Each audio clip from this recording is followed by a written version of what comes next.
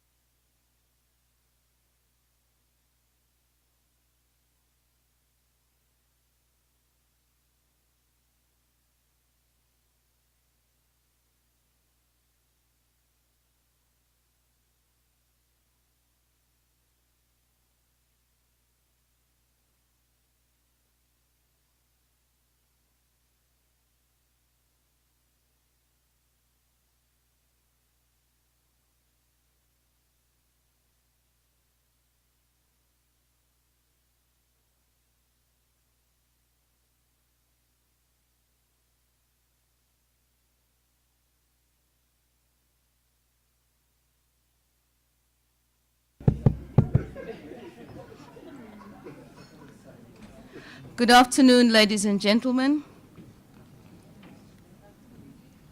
Good afternoon, ladies and gentlemen. Good afternoon.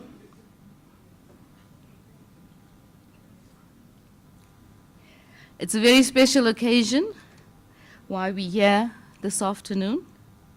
And I'd like to welcome each and every one of you, but I must first recognize the leadership of the Judiciary, the Chief Justice RMM Zondo, Chief Justice of the Republic of South Africa. Welcome, SAJEI. The Deputy Chief Justice of the Republic of South Africa, the first female Deputy Chief Justice of South Africa, Justice Mandisa Maya. The Acting Deputy President of the Supreme Court of Appeal, no longer acting, the Deputy President. Oh, was acting President. Yes, yes. And my long lost cousin, the judges of the Constitutional Court, the judges president that are present here today, and the warmest welcome, of course, goes to the aspirant judges. But the biggest welcome is to you. We're here today because of you. I see on the program that Justice Liu was going to do the welcoming and opening remarks, but I think she wasn't able to be here today.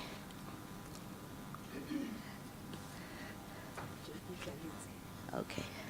And it's my honor to call upon JP Tlaletsi to do the official welcome and opening today.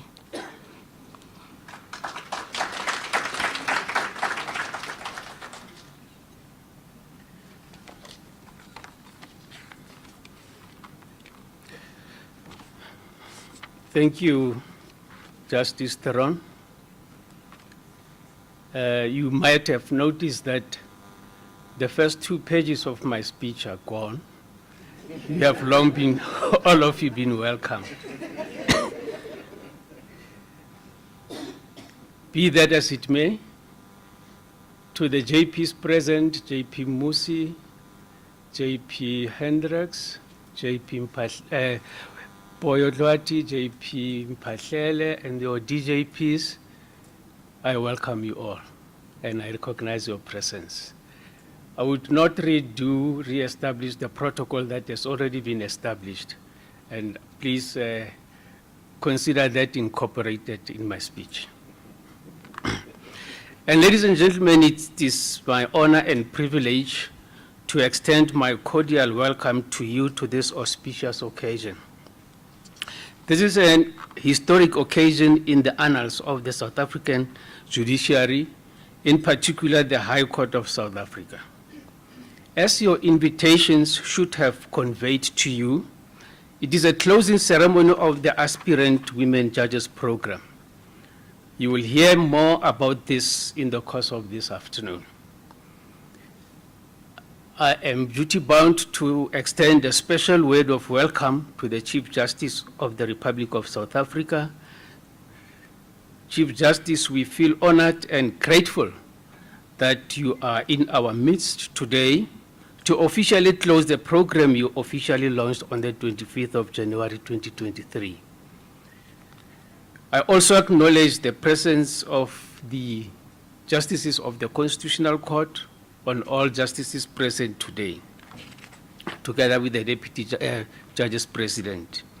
We are privileged to have in our midst Judge Phineas Mojapilu, who retired as the Deputy Judge President of the Gauteng Division of the High Court. Without compromising myself, once a judge, he remains a judge. Judge Mojapilu is here because of the role he played as the lead coordinator of the Aspirant Women Judges program. With what I know now, he was a good choice. Those who learned of his role in recent times will be disappointed that his overview of the program will strictly be limited to aspirant my ladies and not Lady R. I am pleased to welcome members of the SAJEI board present today. Our appreciation to SAJEI must obviously include Dr. Homolemo Moshweu, commonly called Dr. G. She, together with her team, made this program a success. Ladies and gentlemen of the media, your presence today is so valuable that without you, this ceremony would not be a success. You play an important role of keeping the people of South Africa and the world at large informed of the developments in the judiciary. For a change, please let us have positive news about the judiciary. You are welcome. I reserve the people who brought us here for last so that they can be distinguished from everyone else. I recall that on the occasion of the launch of the program, they had to be with the heads of court in the same room. They appeared tense and somewhat intimidated. But you can see them today. They look confident, they are happy, and they are relaxed. A hand of applause to them, please. We will hear from the lead coordinator what happened to them. Section 174, 1 and 2 of the Constitution of the Republic declares that any appropriately qualified woman or man who is a fit and proper person may be appointed as a judicial officer. Please mark these words. It says woman or man, meaning once you reach a woman, there's no need to go further. And this section fortifies this interpretation by further stating that the need for the judiciary to reflect broadly the racial and gender composition of South Africa must be considered when judicial officers are appointed. We all know that No one of us can claim to be proud of this country's judicial history, in particular its composition. I find it strange that the symbols of justice always depicted a blindfolded woman holding the scales, balancing them, without seeing and knowing what the scales contained. It should have dawned on those in authority that the society needed women, particularly in meaningful positions, so as to attain justice. Put differently, no woman, no justice. There are good reasons why we need women in the judiciary. Their presence in the judiciary enhances the legitimacy of the judiciary. It provides a diverse perspective to decision-making. There is more empathy. Courts become more user-friendly. The list goes on and on. Colleagues, it is our responsibility to take the lead in the transformation of the judiciary. We cannot leave it to the other arms of the state to close that space with their preferences. This program goes a long way in having the judiciary itself training its prospective judges, who will owe their allegiance to no one else but the Constitution and the human rights enshrined in it. I'm yet to see one day the judiciary having a role, a say, in the transformation of the other arms of the state. That will never happen in our lifetime. The women we are celebrating this afternoon have gone through a rigorous program to reach this stage. Out of the 242 applications received, 93 were disqualified for various elementary reasons. After the selection process, 18 candidates were selected for the course. 3 of the candidates dropped out due to financial constraints. As it is a serious problem faced by women, they could not afford to leave their practices and attend the course. One candidate was disqualified due to pending disciplinary charges. 2 were disqualified due to poor performance. I prefer to say they did not achieve rather than that they failed or that it was poor performance. They performed differently than the others. We are left with 12 candidates who completed the course. They indeed deserve a good round of applause, but at the end of this ceremony,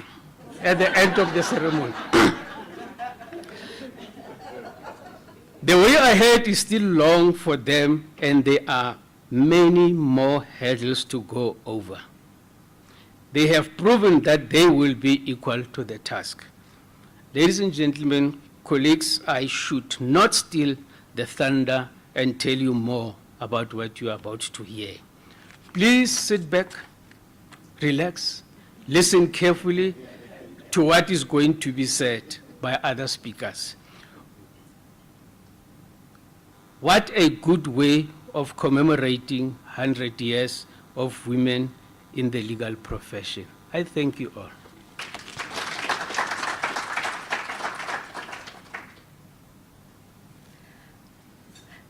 Thank you very much, Jai Letsi, for that informative and concise introduction and overview as to what brings us here today.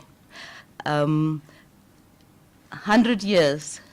Imagine people entering the profession now at this stage are so privileged that they have 100 years of women in the profession to guide them, and think of those women who started 100 years ago without any footsteps to follow in. So the 12 women who are here today, you have bright leaders to look up to, role models who are here in this room. So whenever you need to, call upon them. No question is a stupid question. That's what I always told myself. I'm sure I've asked many, but you'd rather get that answer than make a fool of yourself in court. Our next speaker is somebody who's worked very, very closely with our 12 aspirant women judges. And I think I see a few extra gray hairs there. He's nodding. And I think we can give our 12 aspirant women judges credit for some of those gray hairs. And the only way you're going to get those gray hairs to recede is to perform, is to deliver on what the lead coordinator has been instilling in you for the past year. And while the program started in January, the lead coordinator's involvement was since last year. So he's put a lot of himself, a lot of his enthusiasm, and everything from his retirement. So he still had, early on he said he still had a lot of oomph to give. So I think he gave a lot of that oomph to the aspirant women judges. So without further ado, I'll call upon the lead coordinator to address us.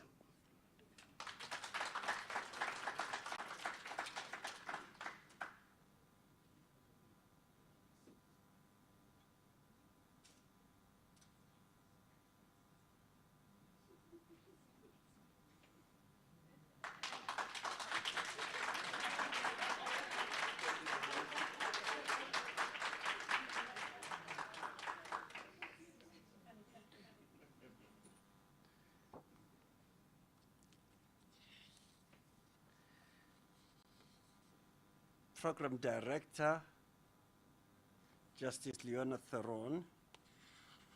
The program says Master of Ceremony. I don't like the master part of it. So I'll stay with Program Director. The Chief Justice of the Republic of South Africa,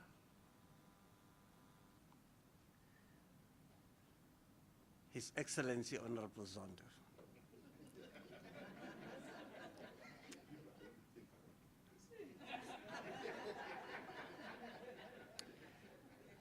The Deputy Chief Justice of South Africa, Justice Maya. I'm told first female president or Deputy Chief Justice. And I must also say you were also the first lady president of SAJEI.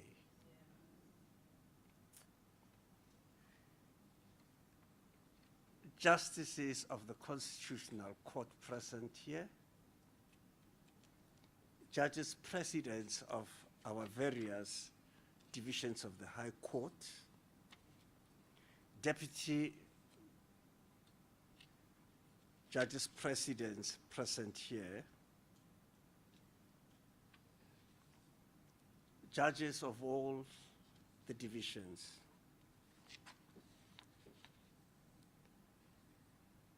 candidates of the 2023 Aspirant Women Judges Program. The Chief Director of SAJEI, none other than Dr. G, and the staff of SAJEI, with whom I've worked for long and hard periods.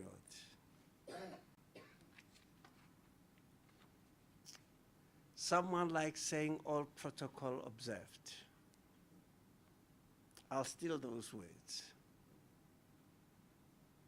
I hardly ever start a speech with these long citations. But I thought today, let me do so, to honor and acknowledge the importance of all those who have been mentioned.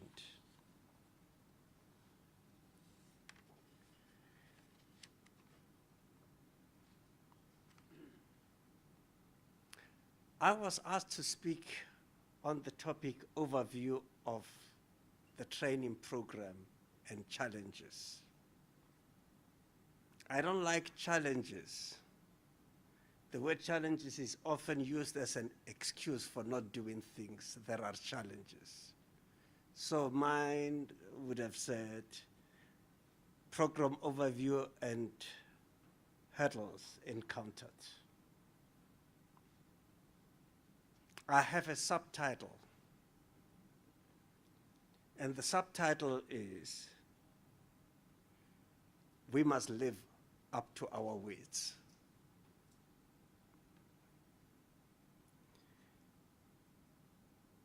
In 2005, South Africa appointed its first woman Minister of Justice. It was to be not only the first, but the only woman Minister of Justice in the 30 years of our democracy. And shall I just say, ever since the beginning of South Africa. Like all of us, like all politicians, she was committed to the transformation of the legal profession, and she said so. She was also passionate about the gender transformation of the profession. And more than that, she was passionate and practical about the gender transformation of the judiciary. By 2006, exactly a year after her appointment in that position, she announced that she had raised money to train women to become judges. She was ready herself to set up the program and get going with it and contribute women judges to the judiciary. Justice Langa, who was our Chief Justice, saw the difficulty which would come if the executive trained judges and then handed them over to the judiciary. And through a process of interaction between these two leaders, Minister Bridget Mabandla agreed that she would make the funds available and the judiciary should train only women judges. 20 candidates went over that course. My recollection is that the course was for 6 months. For 6 months, those ladies did nothing else but be trained. Those who were from the practicing profession, advocates and attorneys, were given a monthly stipend. In those days, it was 13,000 per month. I have done a quick, rough calculation, not being neither a statistician nor a finance person. In today's terms, it would be about 30 to 35,000 rand a month.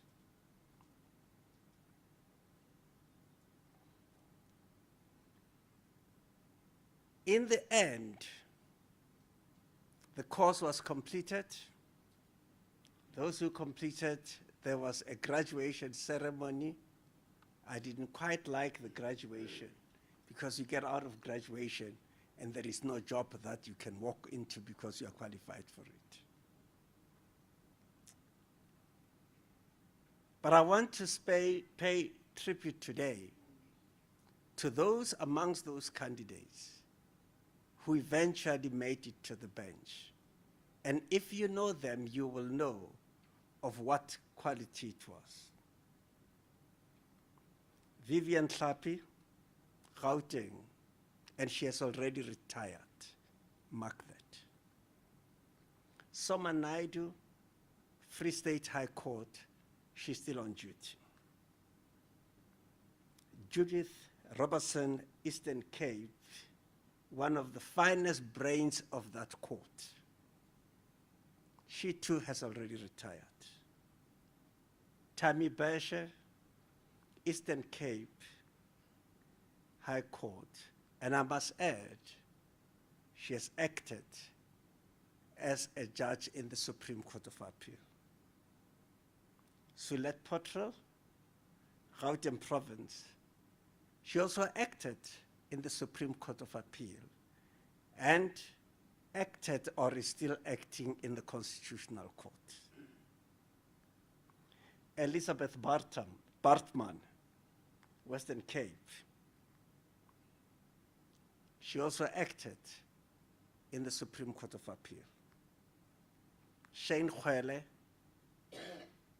formerly Northwest, but now Mpumalanga, also acted for almost a year in the Supreme Court of Appeal.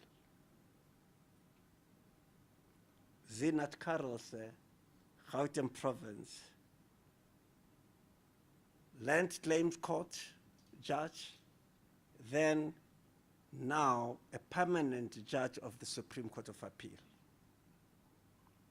Caroline Nichols, a judge in Gauteng, and finally a permanent judge of the Supreme Court of Appeal. Mahube Mulemela acted in Gauteng as an ordinary puisne judge, then was appointed to the Free State High Court, then made it up to become not only the first black judge president of that court, but also the first woman president, judge president of that court. She moved from there and graced the Supreme Court of Appeal. She is now the president of that court. I've counted 10. Those who know better says there were probably 12 who were finally appointed. At the end of that course, those ladies were left to go back to their respective profession. And one by one and at different times, they received a phone call and went to go and act, and finally became permanent judges of the High Court. I have to say this because the course itself does not qualify you as a quality teacher would qualify, and then you stand in front of the class. For that course to become as successful as the biography of those who went through tell us,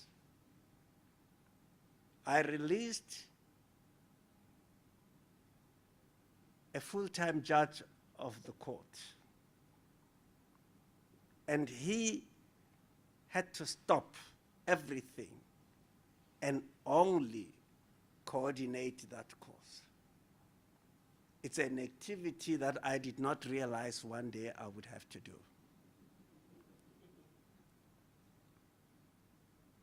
It is roundly acknowledged that that course was very successful.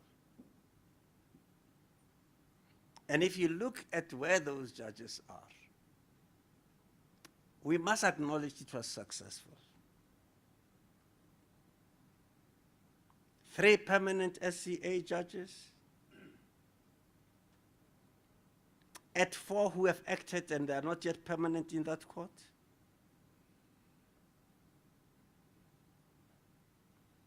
and 1 who has been a judicial leader 2 times. That course was successful. And Program Director, Chief Justice, and ladies and gentlemen, this provokes a number of whys that I will bring up at the end. If it was successful,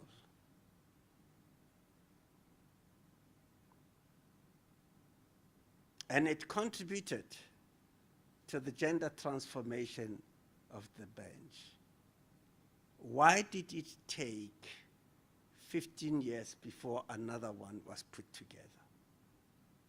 But I'll come back to that one later. The program, which is now being closed today by the Chief Justice, has been described today as an important occasion in the annals of the history of the judiciary in South Africa. Mr. Tlalezi, I tried to memorize. If I'm wrong, you'll pardon me, but that's what you said. I do not differ much with what you have said. The steps to put this program together started in 2021. I'm not going to repeat what Judge President Tlalezi said about how it all started. But Chief Justice, I must say that by the end of 2021, SAJEI was almost ready to kick off with the full training the following year, 2022. It did not happen.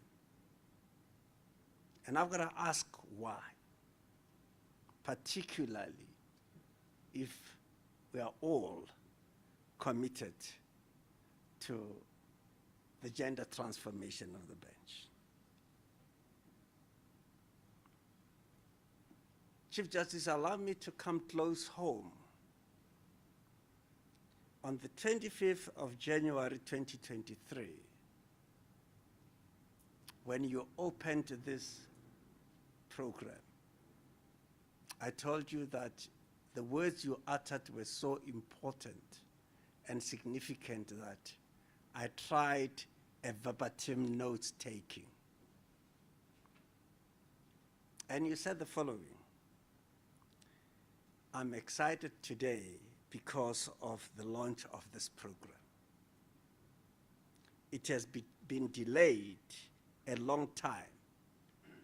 The first one was in 2007, and it was started by Minister Mabandla, who worked together with Chief Justice Langa.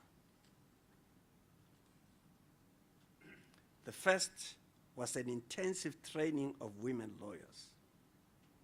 And you said some of those candidates have graced the High Court, the Supreme Court of Appeal, and others are permanent judges.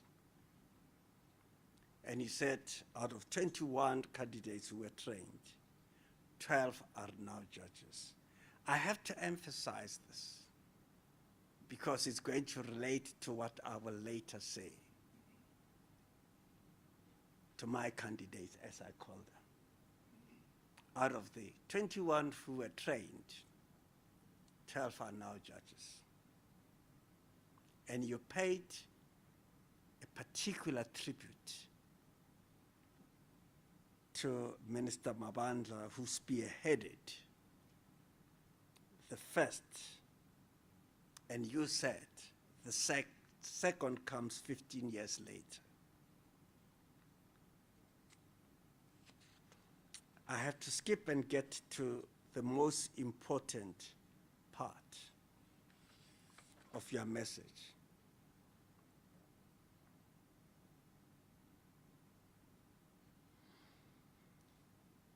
You said funding was one of the serious problems which led to the delay. But more importantly, you said the minister and the Deputy Minister of Justice supported this program. And the President of the country has also supported it.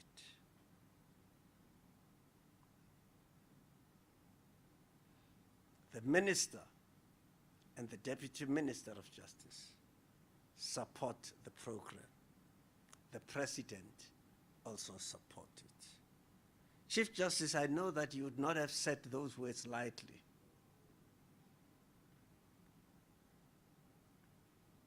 But from those commitments, which those well-placed leaders of society, from their support, a number of whys will come out.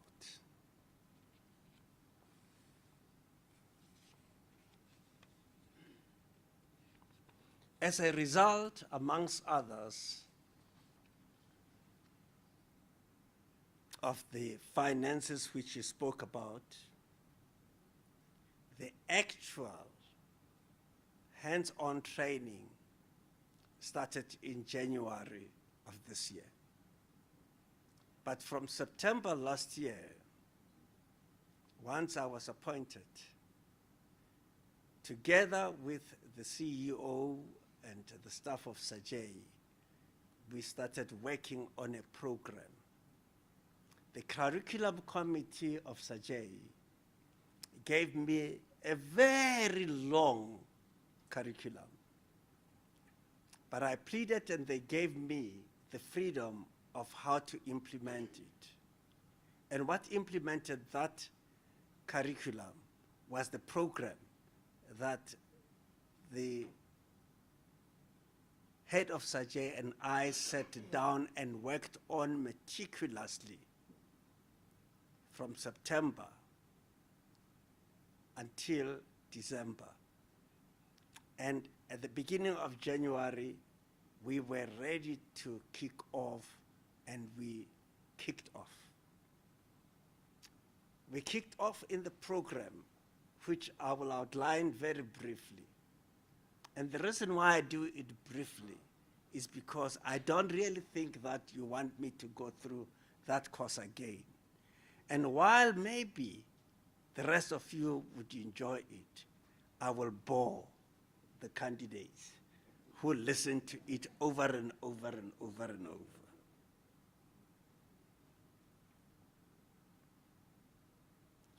But I must emphasize, from the word go, candidates were told there are going to be two phases of the training.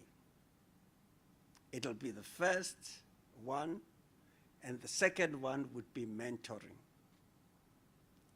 The first one would entail spending time with me, listening to me, getting other presentation, and doing a lot of work themselves. And I told them that they will be assessed on an ongoing basis throughout the first phase of the program.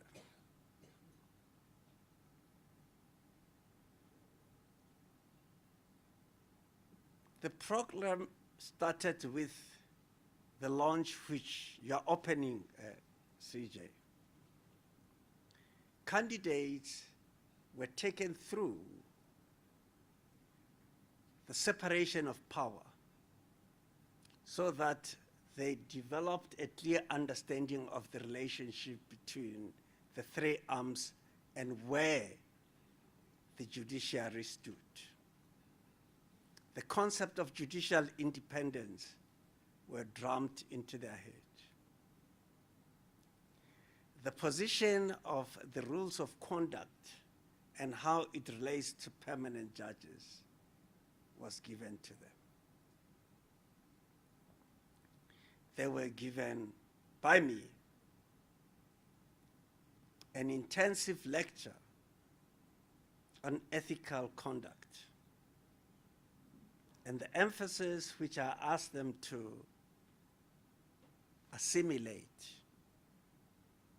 was that being a judge, it's a selfless job in which one executes trusteeship. Judicial authority is the judicial authority of the state. And each judge sitting alone or in a group, when they function as the court, they exercise that authority. Judges exercise unlimited power, extensive power. And I thought it can only make sense for one or two people to exercise that amount of power if you understand that it has nothing to do with the self, whose daughter you are and why you are there. And I said, when you are ready to take that selfless position, maybe you are ready to go through the rest of the program. Ethical conduct and punctuality in whatever they do was put above everything else. We did not just tell them about ethics. They were given exercises, written exercises, and they had to discuss them and thereafter respond. In accordance with the curriculum as developed by the curriculum committee, broadly speaking, the candidates were given an overview of all our superior courts. They were also given some intensive instruction on the working of the labor court, the working of the equality court, and the working of the commercial court. And for this purpose, I invited specializing judges from those courts who made the presentation. I attended each and every one of the presentations, and because they were presented by judges who were busy, I would always do an over and over to close what I thought were gaps of understanding. Candidates were given by all those three divisions, judgments in all those divisions based on stipulated facts: Supreme Court, Equality Court, and Commercial Court. And I accepted it as my responsibility to sit down and mark each and every one of those judgments. The result was that in a plenary, I would give them back an overview of the observations and where I thought they should improve. Then I would do a one-on-one with the 14 to tell them about sensitive areas that I couldn't talk about in the plenary, and told them not only what the mistakes were, but how they should improve. In the course of the entire course, they were given a total of 10 assignments: labor law, commercial law, civil trial, criminal trial, motion court. I'll forget some of them. Motion court there was more than one. And I marked them in the same way. And I gave feedback the same way. And at times I got them to talk amongst themselves.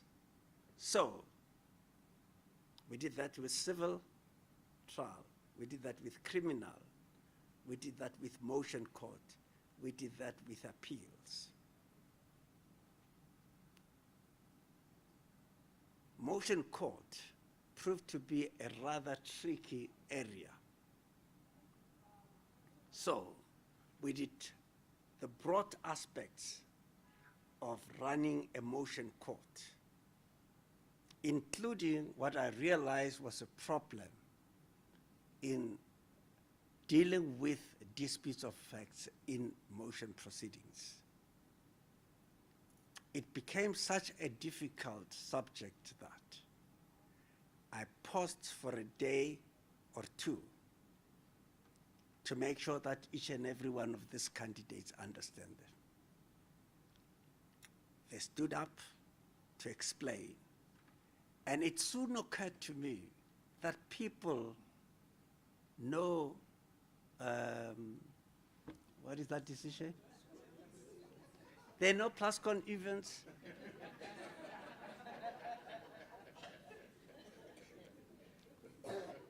But you realize I asked the question and my candidates answered.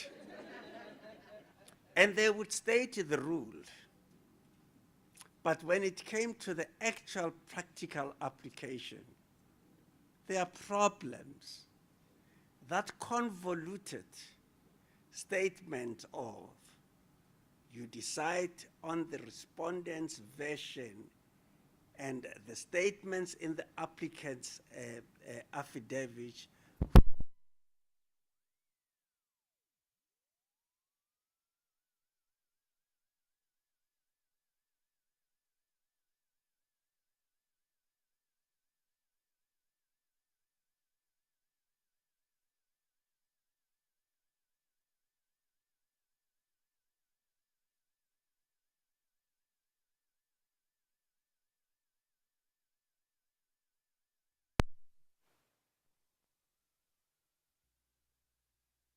more exercises on motion court. So they ended up having to do judgment on restraint of trade. They had to do judgment on interdict. They had, and in all of them, there was this Plascon events problem. And eventually we put Plascon events aside and say basic common sense approach. And that's why when those who are learned would say, you must take a bold attitude. Not every denial is actually a dispute of fact. I'm proud to be able to stand here in front of you to say these candidates understand the practical application of that nebulous principle formulated so many years ago. And when one day I phoned DJP Ledava and said, this is what we have been going through, he said, you know, you'll be surprised that there are judges who are in permanent position who may not understand it to a point where it can be simplified in that sense. Because I said to my candidates, the portion in the applicant's affidavit which are admitted, just call it common cause. And we had to unpack why the respondent's version. Because it was the applicant's choice to say, this dispute can go to the motion court.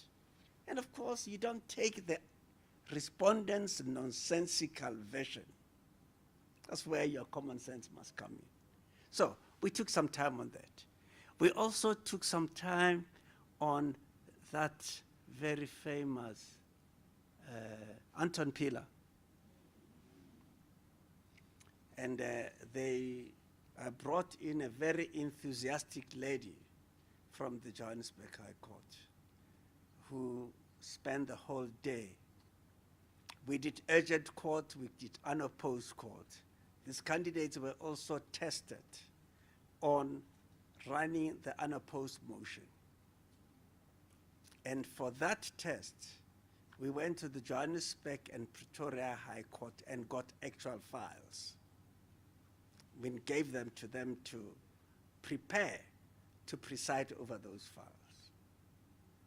And they came in front of a judge as strict as Judge Mahuka to say, this is what I looked for, and this is what I found, and this is the order I would give, and here are the reasons. They were evaluated on those performances, and Judge Mahuka gladly assisted me in giving them points. That happened with regard to a number of other judgments. They were worried that their judgments were very red at the beginning when they came back from me. So I did not stop marking. I just used a black pen and did the same amount of marking. Chief Justice, I want to tell you, I saw something close to a miracle. I saw candidates grow over period. And I saw their judgment writing improve one after the other. And in the one-on-one sessions, I would say, let's look at what your difficulties were previously. Let's look at whether you have implemented them here. And I saw people grow. In the discussions which they held, I was not just preaching all the time as I do. In relation to some topics, I would say this is the topic. Tomorrow we are doing bail application and appeals against the refusal of bail. You must all go and prepare and be ready. Any one of you will be called up to do the presentation. And they stood up and did the presentation. On the first day, I saw people who were very stage shy and could hardly talk. But with time, they developed the confidence because we commented. The rest of us became audience and they would do the presentation. And only thereafter did I ask my brother, Justice Mandela Makaula, to come and do a presentation on the same topic. And of course, they also did. Chief Justice, I don't want to bore you. We did that literally on every topic on the syllabus. And these candidates have grown over time.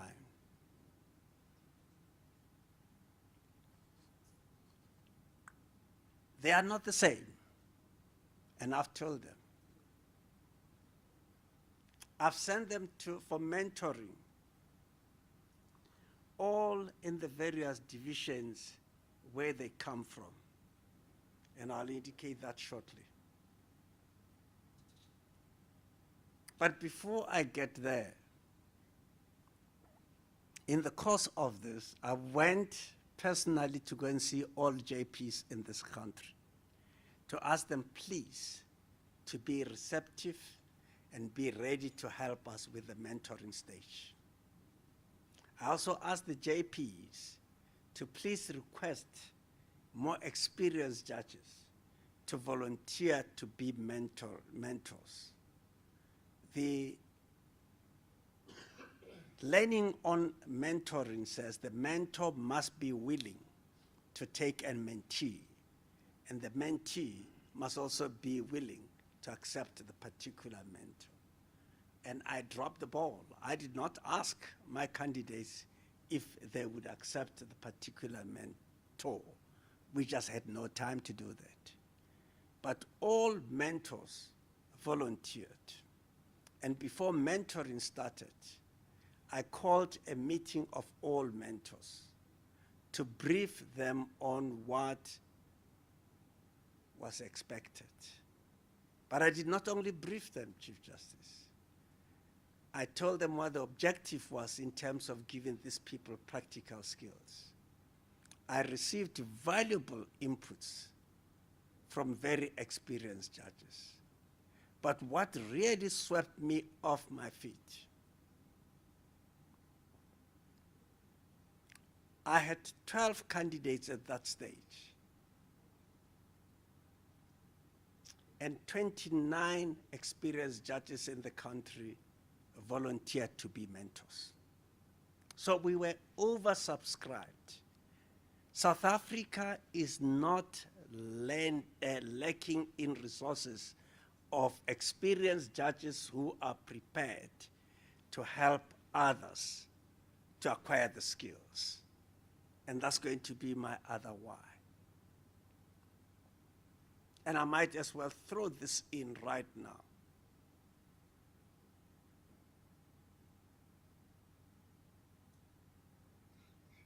Candidates, or some candidates who appeared before the JSC, have shown this country that they were not nearly ready.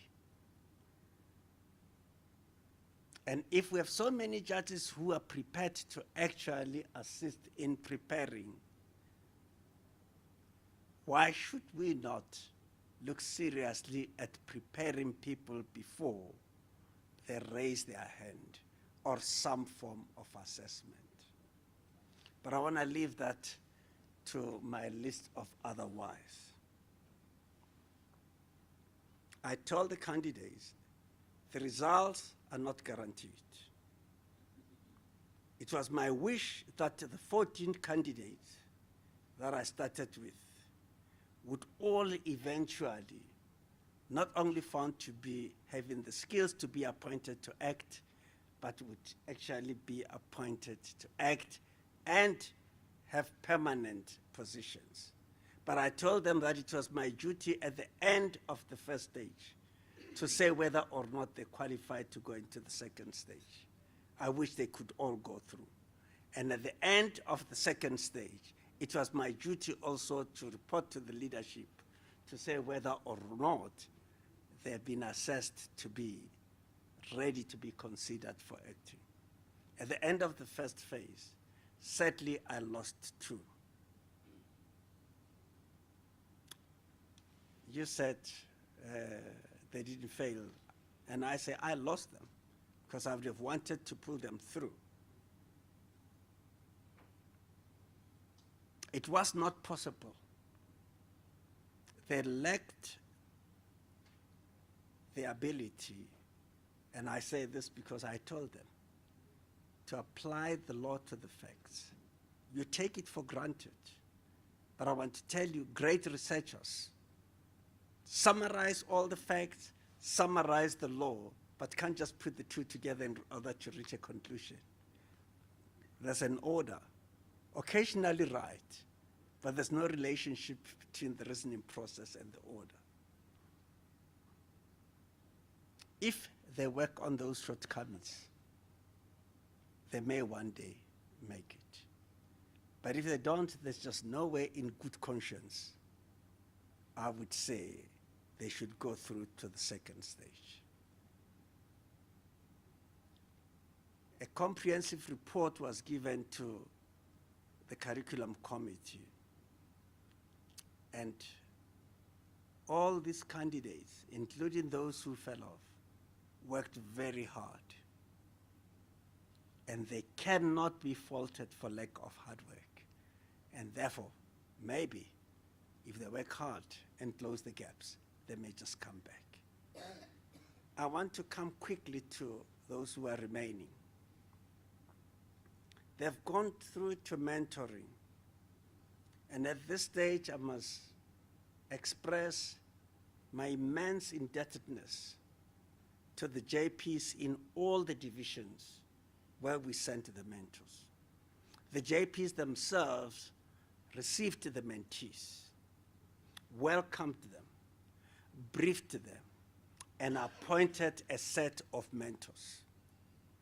Throughout the mentoring period, which was 6 intense weeks, at the end of every week, the mentee had to submit a written report to say what have they been exposed to and what is the new thing which they have learned.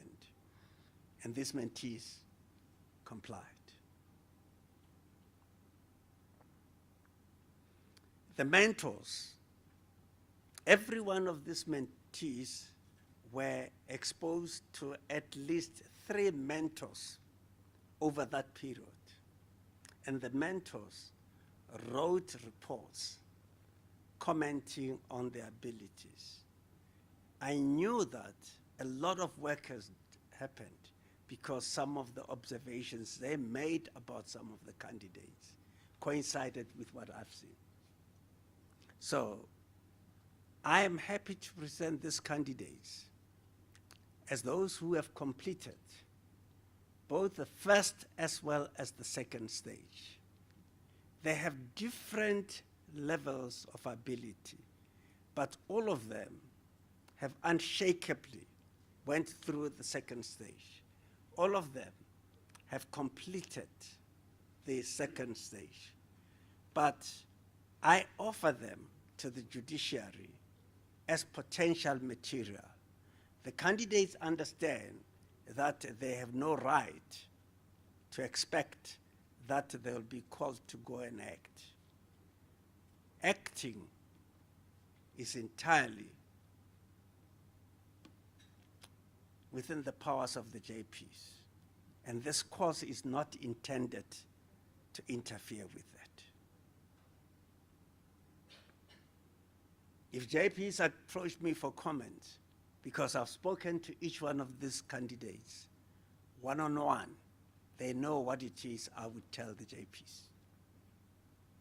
I have nothing other than what I've told them. But I've told you they have grown. So what I'll tell the JPs is not what I told you after your first assignment. It's after you have grown. Remember, from the previous course, out of 21, 12 ended up on the bench. But even those who did not make it to the bench, they acquired skills which are very important in whatever they are doing, be it an investigation, be it as magistrates, be it a commission. The normal processes of bringing judges on the bench remain. And my dear candidates, if I may turn to you, your hard work has brought you thus far. You are 12 out of the original 242. That's no mean achievement. You have acquired valuable skills. They will help in whatever you do. Do not rush. Judicial work requires the highest level of humility. Some of you are less humble than I would have wanted you to be. But because I've spoken so much about those attributes, I know that you mean to work on them. And if you work hard, and your work speaks louder than you speak, your skills will soon be identified by those who have the powers to appoint. It has been a wonderful period getting to know you. And those of you who end up on the bench, do us proud. You have heard what I've said about those who went through the last program. It is my dream that sometimes in future they would say she started at the High Court. She acted in the SAJEI. She has been permanently appointed in the SAJEI. And they'll mention a lot of other things. The Chief Justice is here. I can't mention Constitutional Court. Chief Justice, I've been asked to talk about the hurdles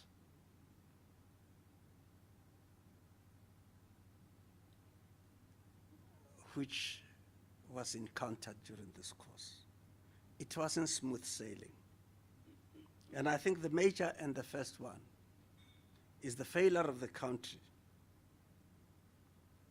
over a period of 15 years to repeat that which worked.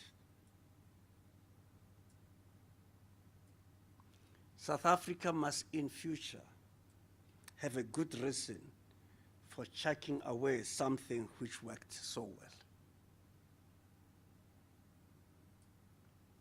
The second and biggest was the failure, shall I say, both of the department and government to provide stipend to candidates who came from practice.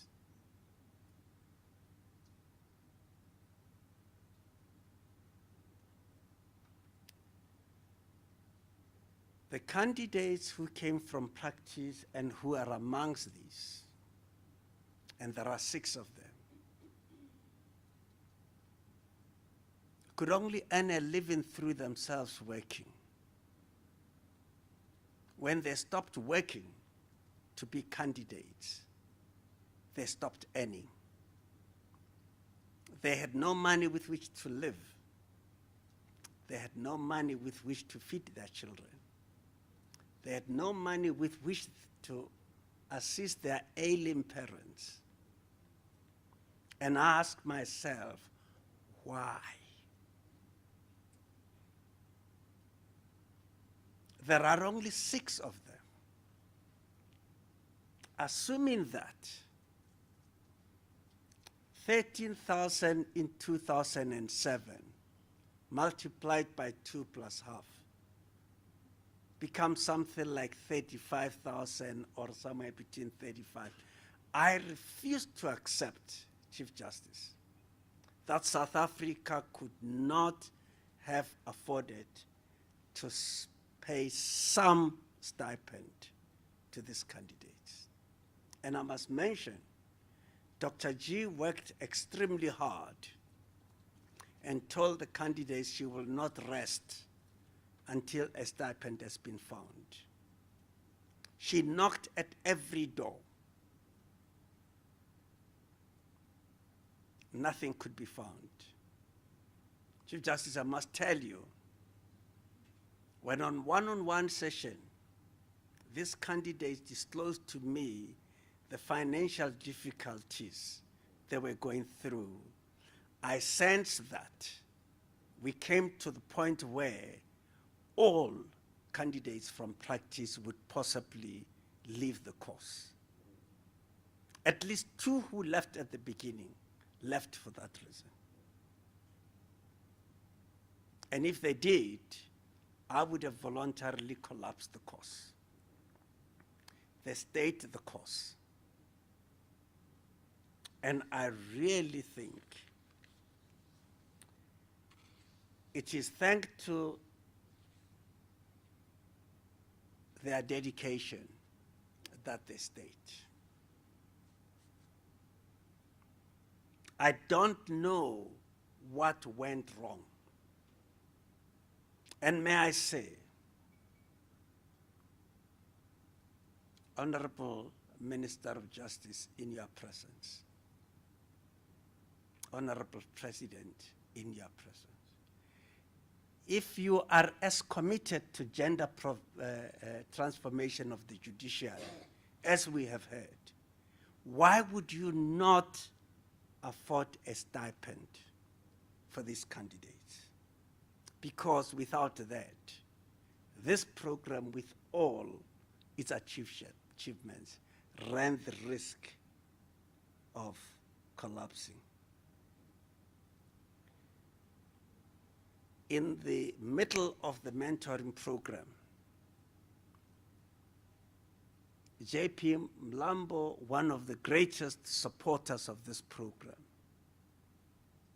said to me, I have these 2 advocates here who are on the 4th week and they're supposed to do 2 weeks. DJP, as he calls me, they're not earning anything, but they have already seen so much of the High Court. I intend to release him. Chief Justice, I agreed. They were released not because I did not want them to complete, but survival dictated that they be released. I would have wanted them to complete. I was comforted by the fact that as advocates, they've seen the in and out of the High Court and will survive post this program, notwithstanding that failure.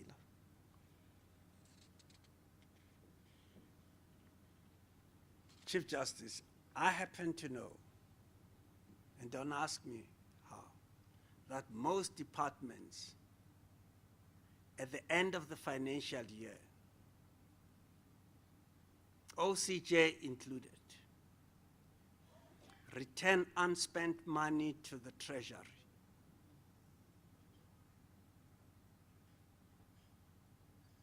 And when the children of the candidates are suffering because of hunger, and the candidates are our fodder for transforming the judiciary, it's criminal to return money to the Treasury.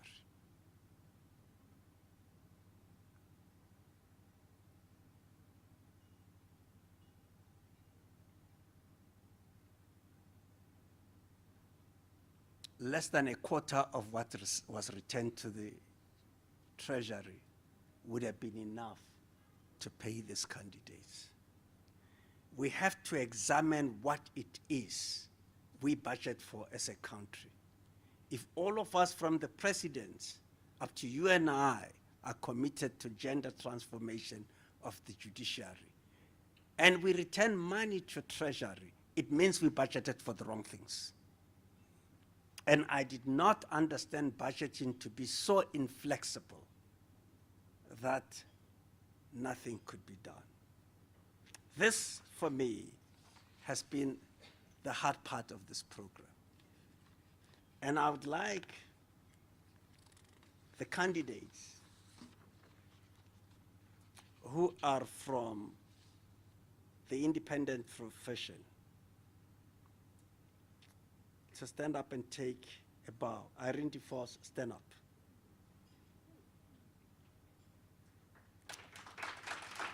While she's standing, Lungile Bangu, stand up.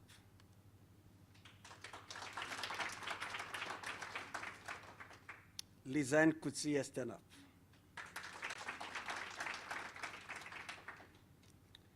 Namkosi Narmarivate, stand up.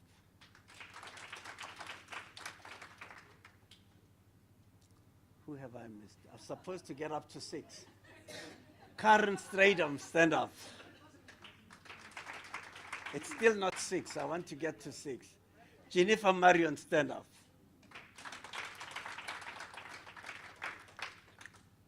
Do I have 6? These are the candidates who suffered through this course. Chief Justice Dr. G would have wanted to give them something. When one of them wrote in the weekly reports that she has to travel from Johannesburg to attend court in Pretoria and park at her own expenses without stipend, I was moved, and I hope that them standing up here and taking a bow will wipe a little bit of my tears. Take a bow, ladies.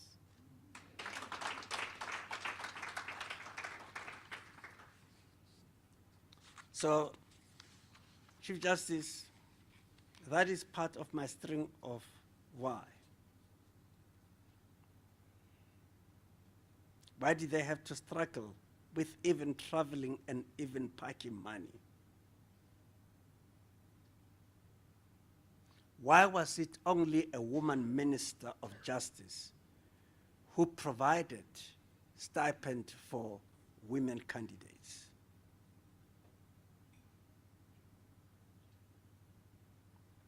And why is it, as I suspect, that our own OCJ sent money back to the Treasury while this program needed just a small cut from that money? Why OCJ? Why?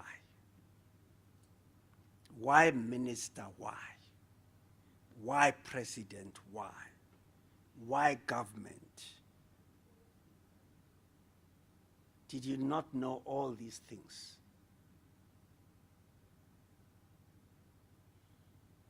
We have been told that you support this program. How do you do it if not financially?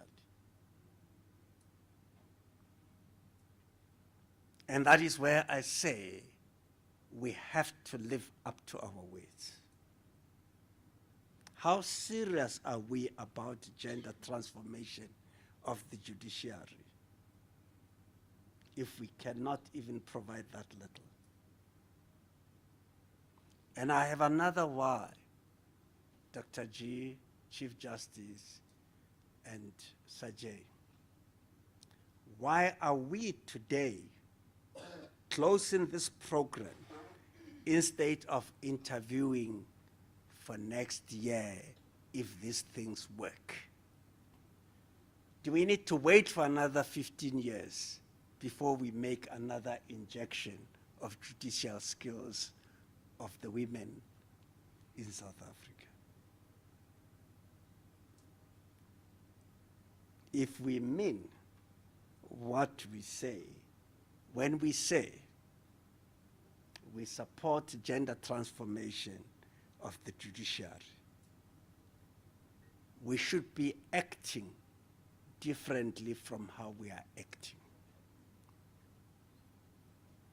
The program works, and part of the proof is I can tell you the 6 or all those who went to Gauteng High Court, they were still under mentoring when JP Mlambo said to me, DJP, I'm appointing all of them to act next term. They don't know this because I didn't have their meeting with them. All of them are being offered acting. One will be offered in the next term.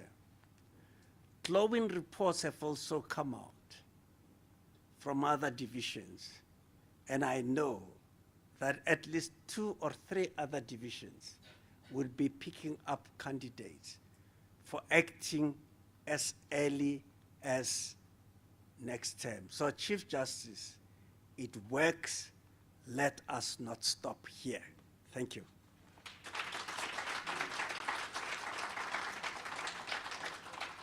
For you, that they are thankful for what you have done for them, and we thank you.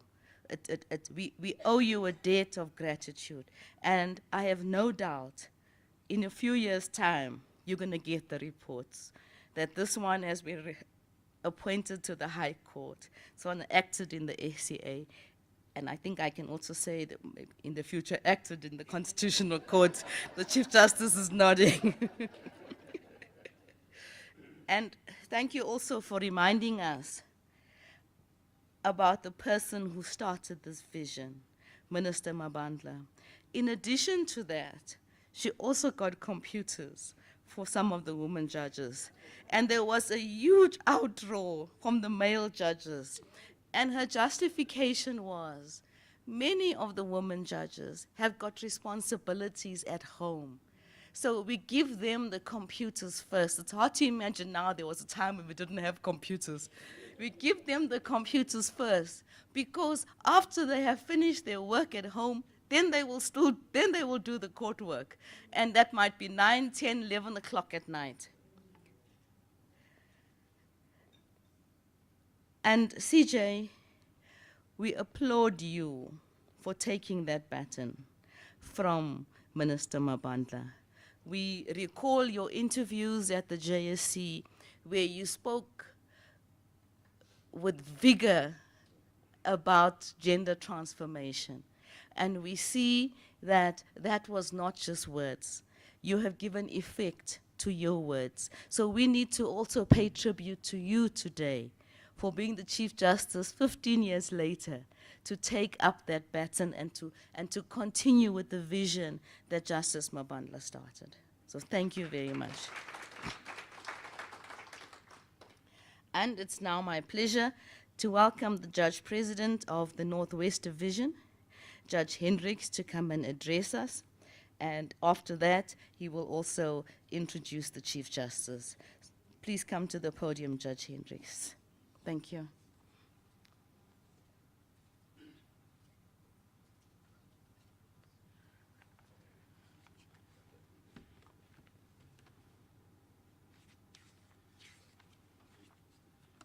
One of the difficulties of not being the first speaker is that you are going to repeat what other speakers already said. Fortunately, my speech is typed, so I have evidence to that effect. Yeah, thank you very much. I never knew that I'm the stall Chief Justice. Honourable Chief Justice Zondo, Deputy Chief Justice Maya, who's now leaving. Yeah.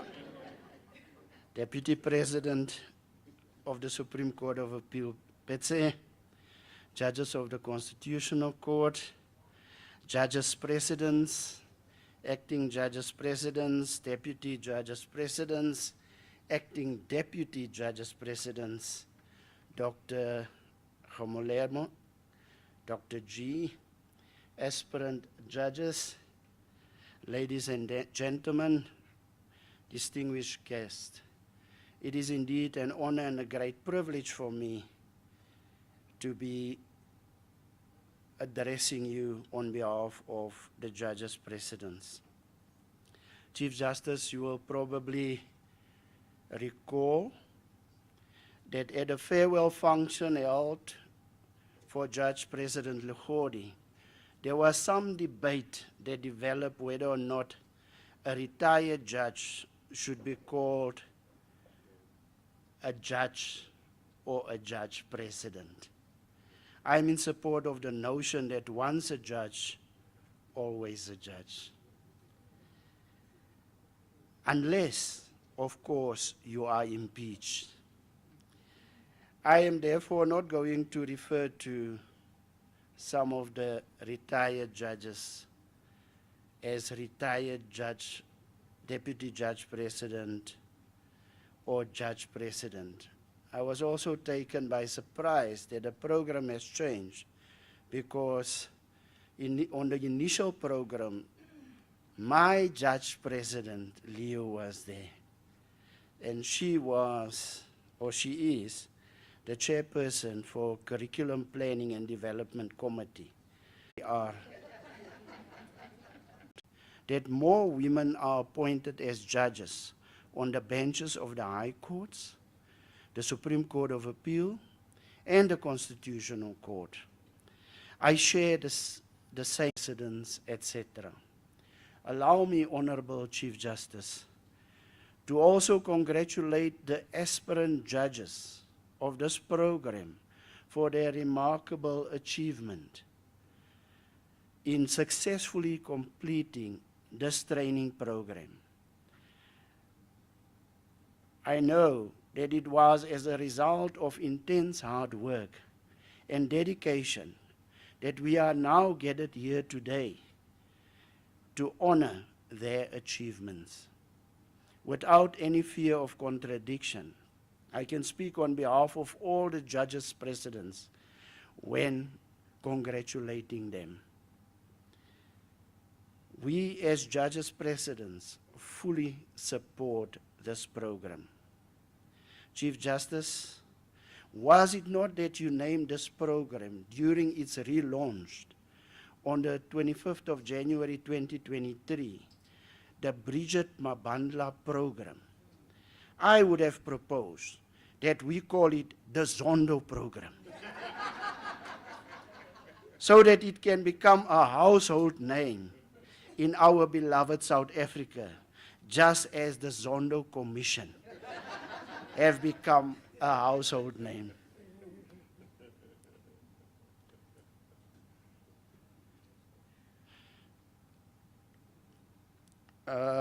Chief Justice, I must commend you for this outstanding achievement. This will most definitely goes down in history as yet another one of your milestone achievements during your tenure as Chief Justice. The list just gets longer and longer.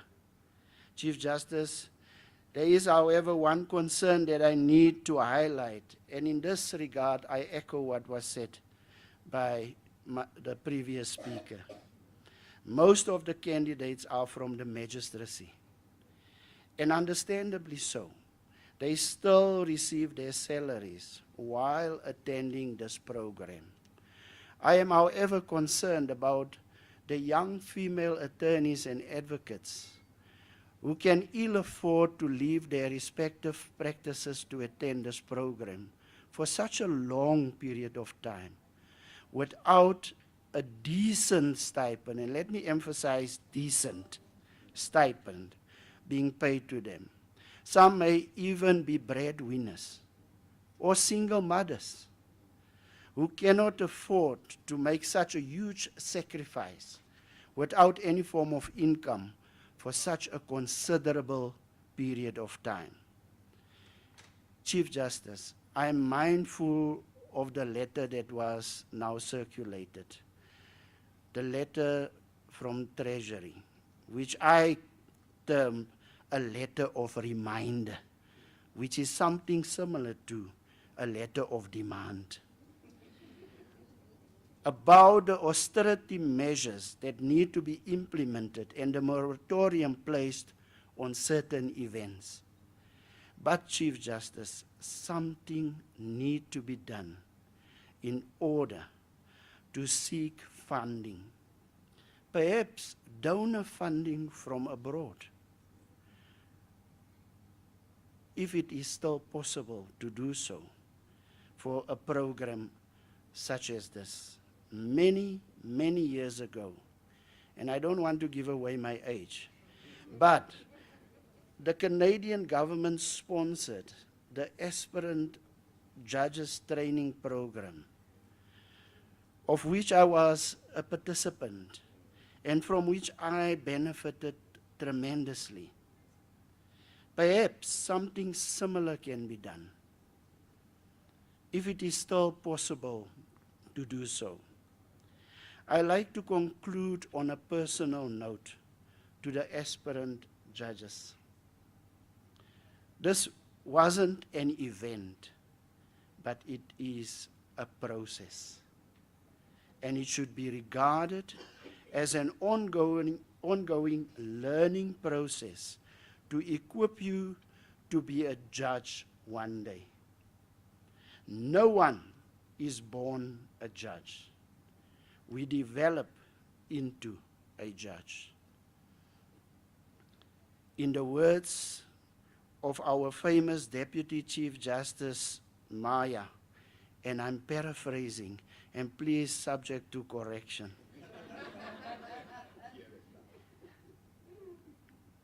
Who mentioned during an interview that you be appointed as a judge, not because you are a woman, but because you are a good judge who happens to be a woman. It is also not insignificant, Chief Justice, that this program, of which we are all part of, is relaunched during the centenary year of celebrating 100 years since the Act came into operation, which allowed women to practice as legal practitioners in our country. This makes the achievement of the aspirant judges even more important during this particular year. I want to congratulate you on behalf of myself and my fellow judges presidents. I thank you.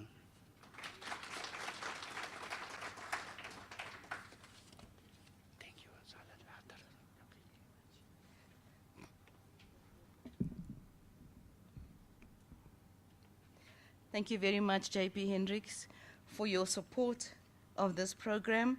And I take this opportunity to thank all the judges present here for their support. Without your support, this program will not bear fruits. There will be a slight deviation in the program.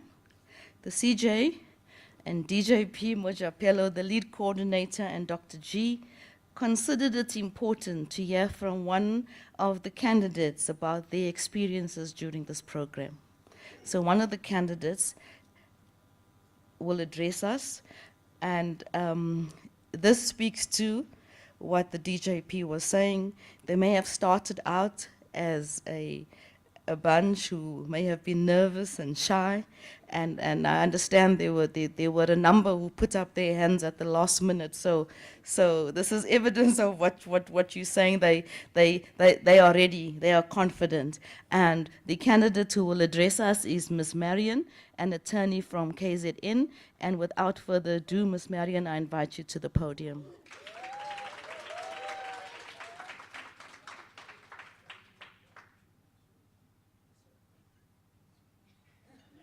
Good afternoon, everyone. I'm indeed taken by surprise. Honourable Chief Justice, Deputy Chief Justice, all protocol observed, Madam Program Director, and DJP, all the DJPs, all the judge presidents of the different high court divisions. Thank you for the opportunity to be able to speak. When I first said a thank you, and I think that's why I was called upon to say another thank you, I said to SAJEI and DJP, who I call our guru, I said to him that the Indian tradition is to thank someone by touching their feet. And I went down to his feet, but I won't do it here today again. There are no words to express the appreciation and the gratitude that we have to have been part of this program.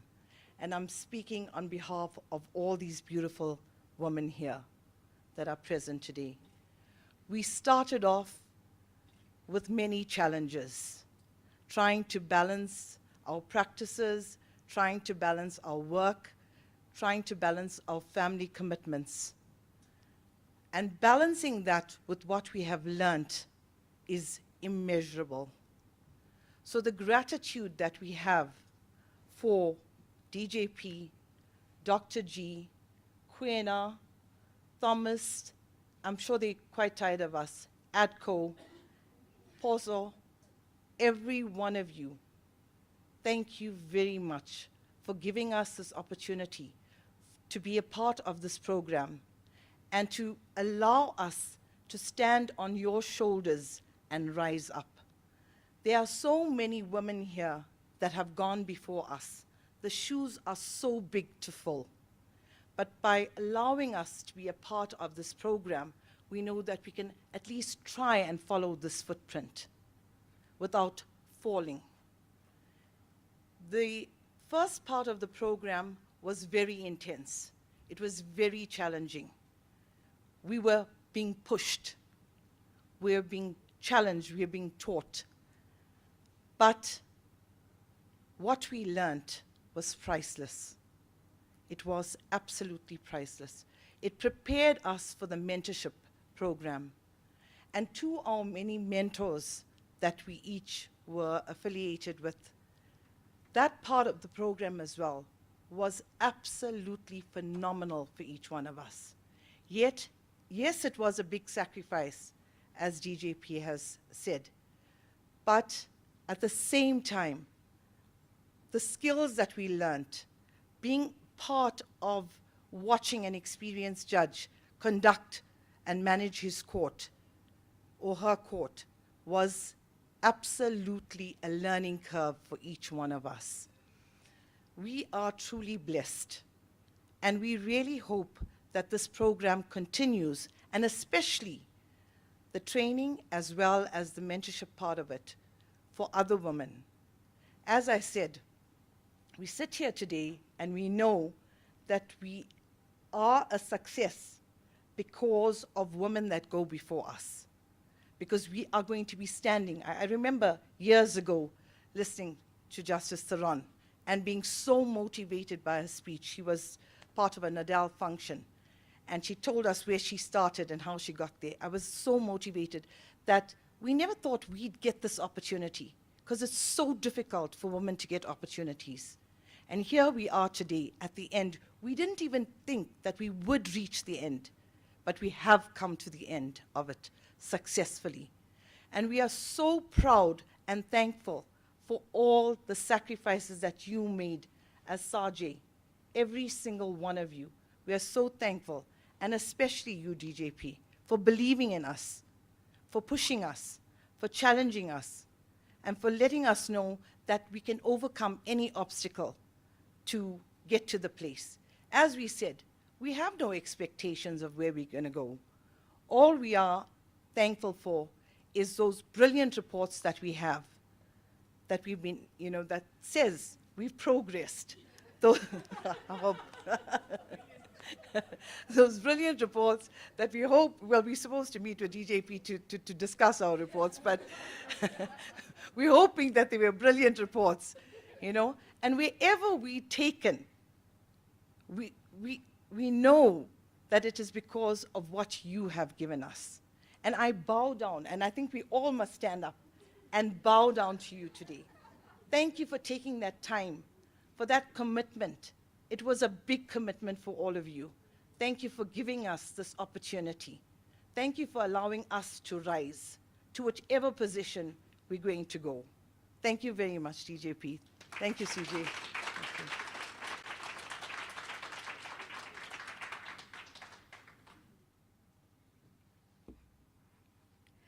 Thank you, Ms. Marion, for that heartfelt tribute that you paid to SAJEI and especially to your guru.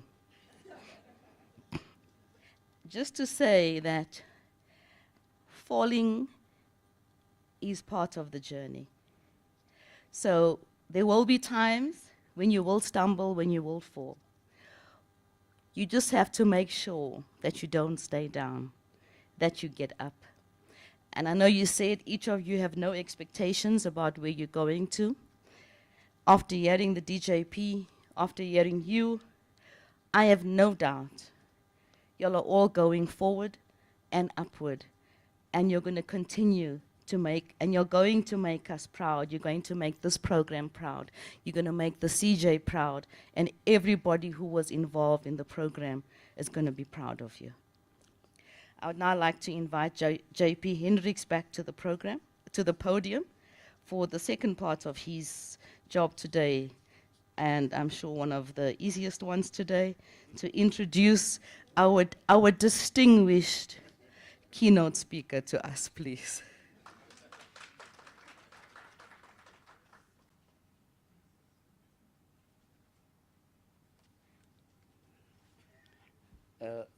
Thank you, Program Director.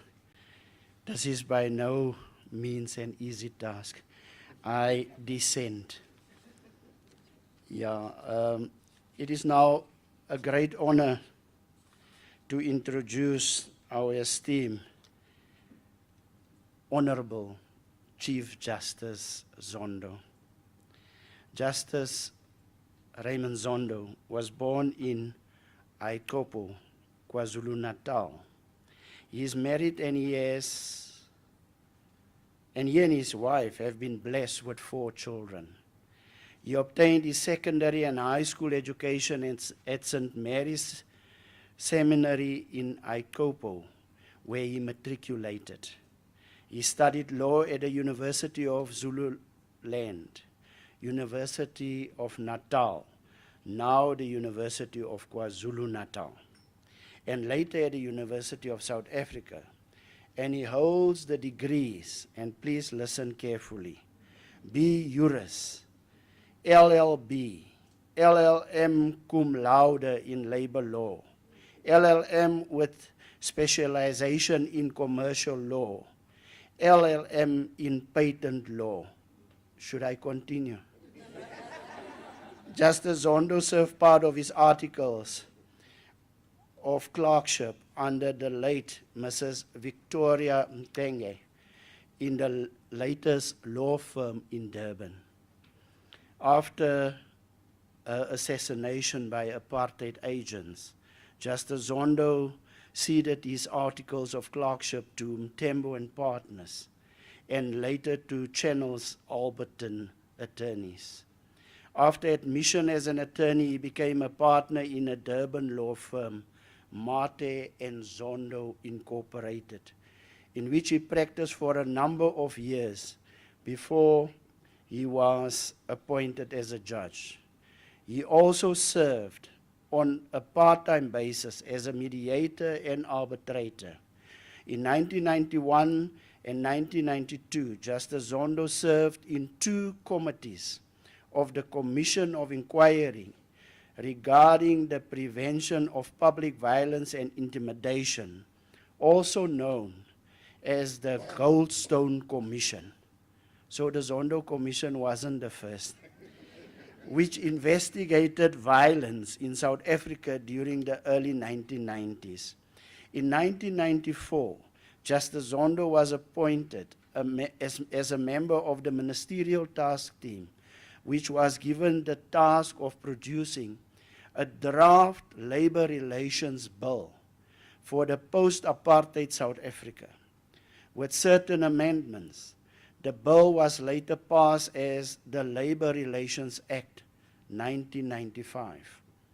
In 1996, he was appointed as the first chairperson of the governing body of the Commission for the Conciliation, Mediation and Arbitration, CCMA, from which position he resigned upon appointment as a judge. With effect from 1 February 1997, Justice Zondo was appointed as an acting judge of the Labour Court. With effect from 1 November 1997, he was appointed as a judge of the Labour Court. In April or May 1999, he was appointed as a judge of the then Transvaal Provincial Division of the High Court, now the North Gauteng Division of the High Court in Pretoria. With effect from 1 August 1999, he was appointed as acting judge president of the Labour Appeal Court and the Labour Court. With effect from 1 May 2000, he was appointed as judge president of the Labour Appeal Court and Labour Court for a term of office of 10 years. While he was judge president, Justice Zondo served in various ad hoc committees established by the heads of courts. These included a committee chaired by Chief Justice Pius Langa, which drew up a document to be used by the Judiciary in dealing with complaints about racism and sexism within the judiciary. He also served in committees chaired by Judge President Nwepe, which was established by the heads of courts to organize the first and second conferences of judges in post-apartheid South Africa. Justice Zondo also chaired a committee of the heads of courts which looked into the use of official languages in courts. After completing his term of office as Judge President in 2010, Justice Zondo returned to the North Gauteng Division of the High Court and resumed his duties as a judge of that court. With effect from 1 November 2011, Justice Zondo was appointed as an acting judge of the Constitutional Court until 31st May 2012. On the 13th of August 2012, he was appointed as a judge of the Constitutional Court with effect from the 1st of September 2012. On the 1st of June 2017, Justice Zondo was appointed as Deputy Chief Justice of the Republic of South Africa. In January 2018, he was appointed as chairperson of the Judicial Commission of Inquiry into allegations of state capture, corruption, and fraud in the public sector, including organs of state, the well-known Zondo Commission. Effective from the 1st of April 2022, Justice Zondo was appointed as the Chief Justice of the Republic. Justice Zondo has published articles and written chapters in 3 books. In March 2011, Justice Zondo was honored by the KwaZulu-Natal Legal Forum, consisting of many legal bodies, with an award for his contribution to human rights in South Africa. He also serves as Chancellor of his alma mater, the University of Zululand. Ladies and gentlemen, I introduce the esteemed, Honourable Chief Justice of the Republic of South Africa, Chief Justice RMM Zondo.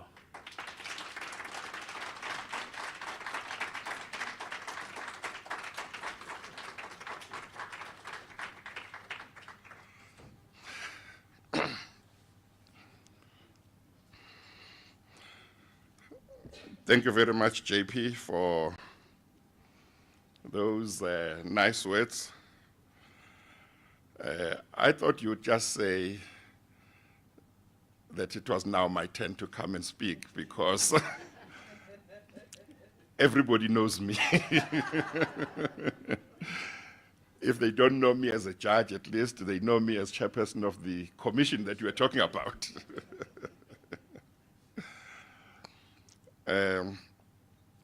Program Director, Justice Leona Theron, my sister,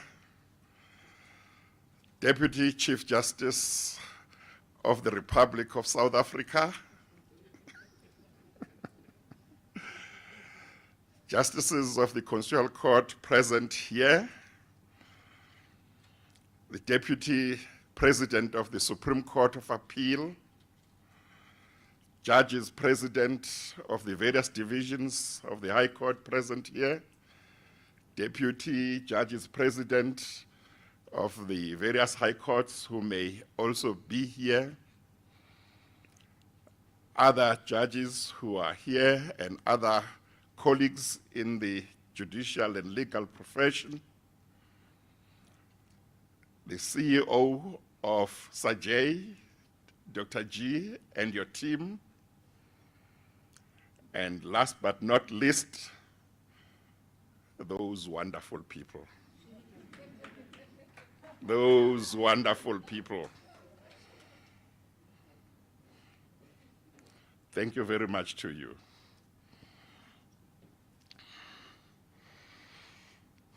It fills me with joy to have been invited to be part of this very important function. The closing ceremony at the end of the 2023 training program of our Bridget Mabandla Aspirant Women Judges program. DJP, they've called it the closing ceremony, but I'm sure that they didn't mean there'll be no other one after.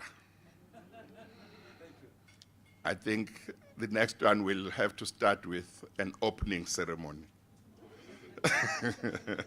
Each one will have to have its own opening and its own closing. What fills me with joy is that despite the challenges that we have had in getting this program off the ground and the challenges which beset it after it had been started, we have now reached the end of the 2023 program. So whatever the challenges, we have reached the finishing line of the 2023 program.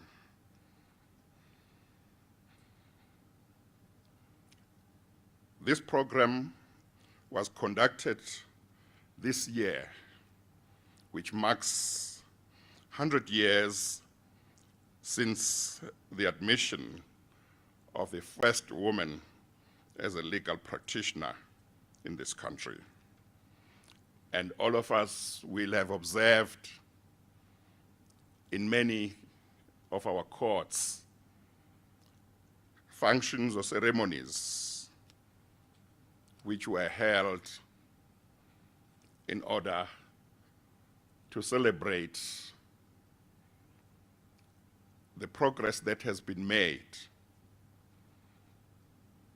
with regard to women in the legal profession and in the judiciary, despite the fact that we accept, all of us, that there is still a long way to go.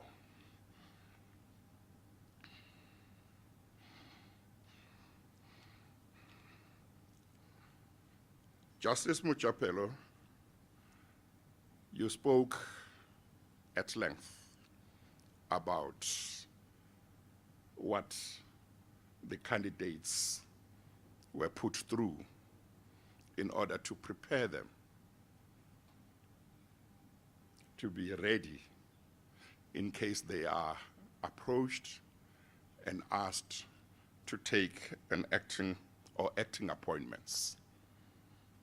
I was very impressed with the comprehensive nature of the training that you told us about. I never got a chance to attend a function such as this when the first program many years ago ended, and therefore to hear for myself how comprehensive that training was. But this one was indeed very comprehensive. I am not surprised that a number of the candidates have been offered acting appointments already. And I think it may be appropriate at this stage for me to start off by thanking you, Justice Mojapelo, for agreeing when you were approached to make yourself available to perform this task that you have performed. I'm grateful to you. The judiciary is grateful to you. And I've no doubt that if the nation were to know the task, the responsibility that you undertook, they would be very grateful to you, because the gender transformation of the judiciary remains a singularly important imperative for us.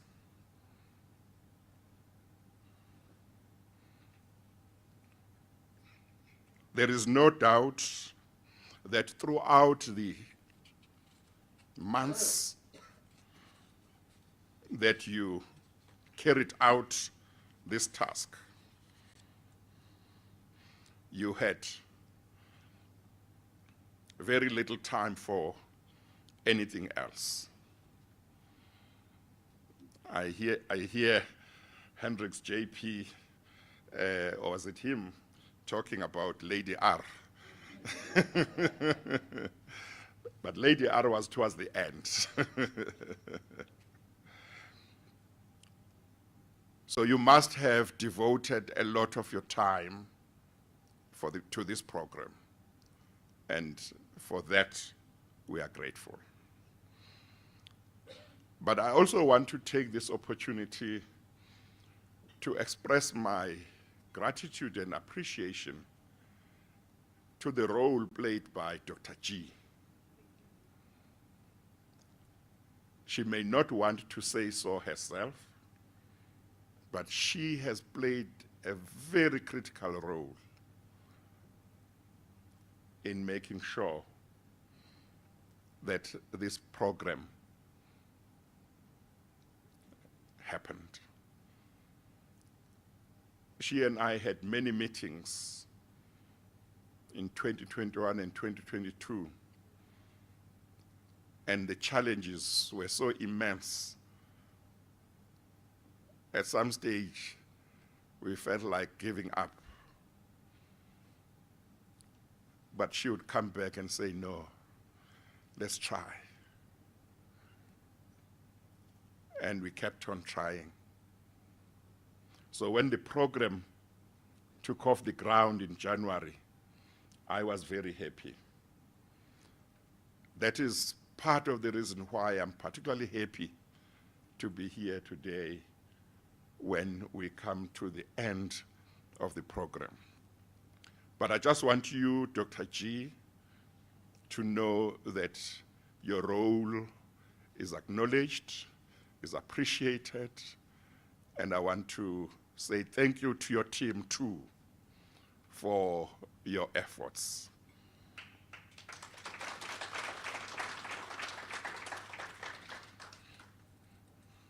Allow me, Program Director, to also address the Judges President. I express my appreciation and gratitude to all the Judges President for the enthusiasm with which you embraced this program. Without the cooperation and support of the Judges President, a program such as this might not be able to bear fruit. So I just want you, all of you, to know that I really appreciate the role you have played. I've read the reports. The role you have played is very important. One can see from the decision of the Judge President of Gauteng to immediately say, I will offer acting appointments to all 5 candidates from Gauteng. Immediately, just like that. That the Judges President embraced this program wholeheartedly. It was not imposed on them. They regard it as their program. But not only that, but the mentors in the various divisions of the High Court who raised their hands when approached and said, count me in, I will help. I'm very excited that when we may have been looking for 12 mentors in the various divisions, actually 29 raised their hands.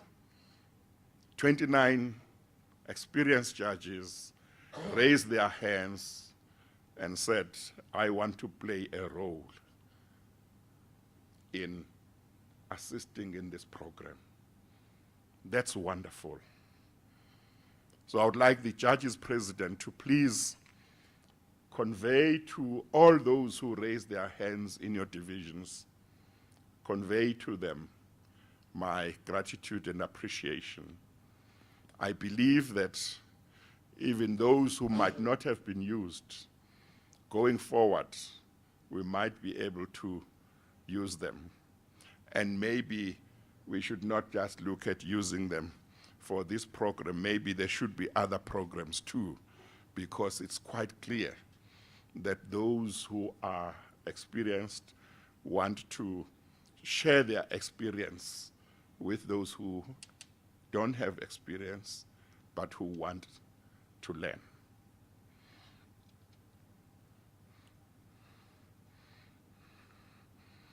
I also want to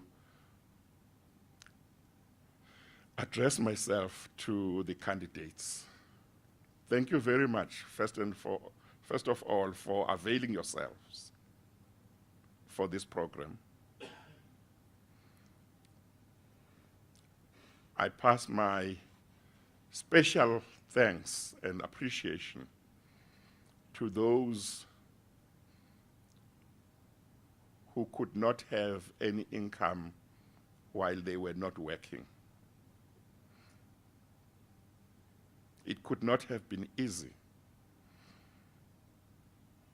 But here you are. You have persevered. And I have no doubt in my mind, having heard what Justice Mojapelo has said about you, all of you,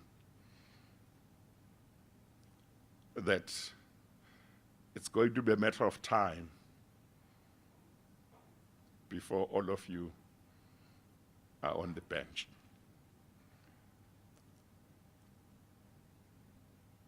I know him quite well. He would never have spoken about you the way he did if you didn't deserve to be spoken of in that way. And I trust his judgment.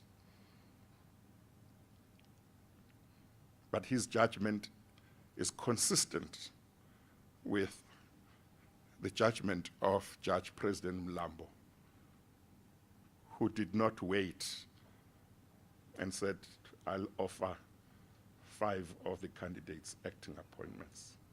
I'm very excited about this. But it must speak also to your own determination to use this opportunity that was afforded you optimally and to work hard to get the full benefits of the training. And it has paid off. I'm very happy that part of the training related to ethics, because that is very important in the judiciary.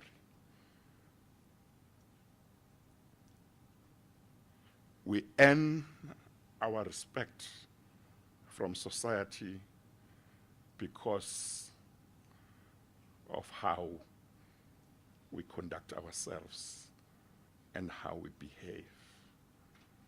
And it is important that all of us always remember that when you are appointed as a judge, you are given a very huge responsibility by society.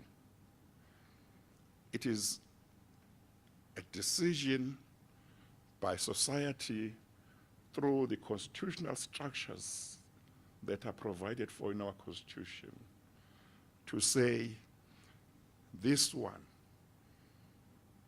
is one of those we say must judge us.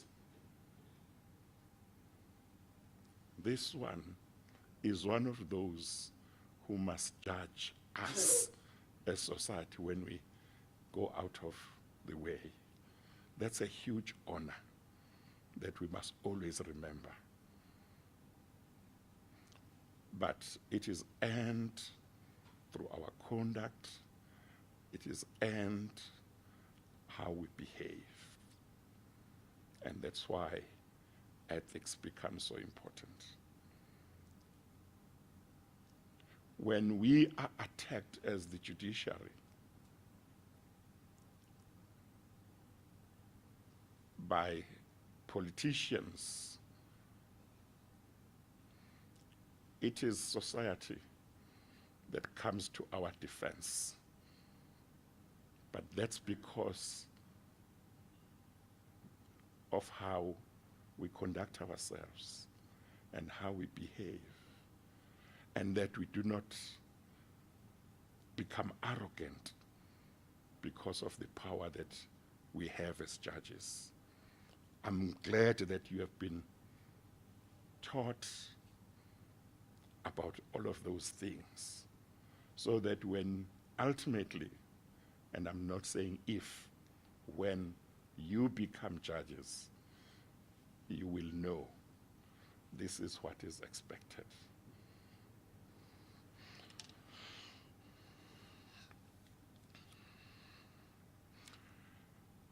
Justice Mojapelo, you asked many whys in your speech. I don't have answers to all of them. But one of the whys that you asked is why a program that was so successful, the first one, was not followed up with similar programs for about 15 years.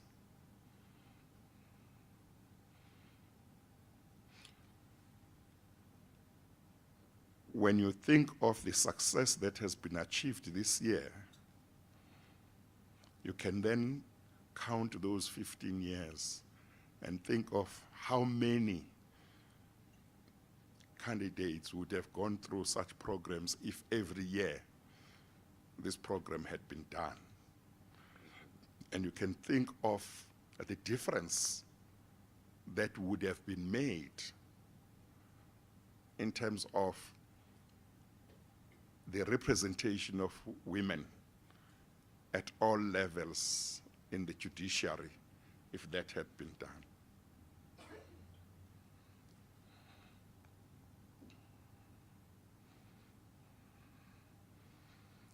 I cannot say that this program is going to happen every year from now on. But that is my wish. And while I remain Chief Justice, I'm going to do all I can to make sure that next year we have another program.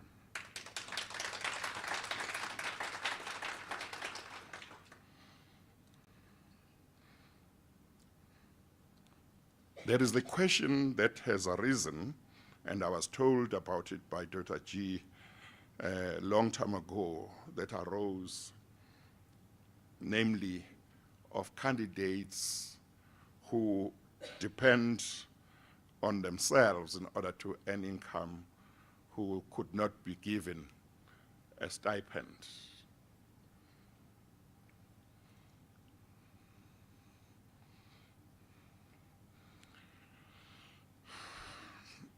And Justice Mujapelo had questions for a lot of structures.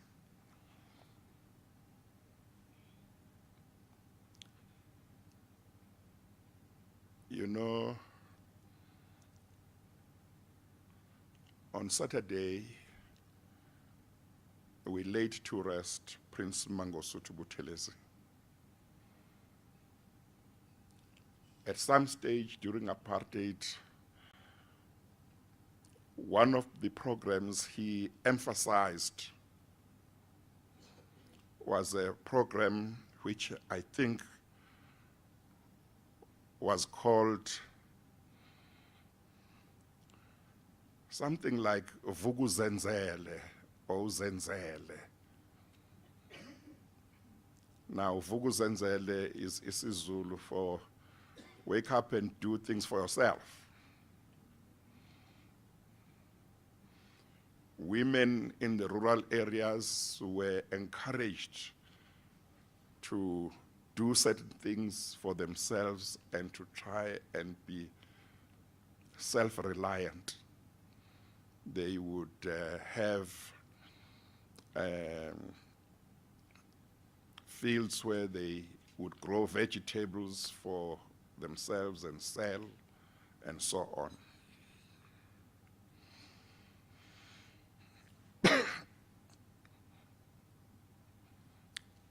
I want to immediately speak about something else that will connect with this.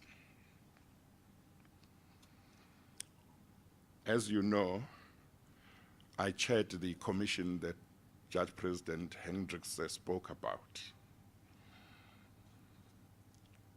And after I had submitted the final report,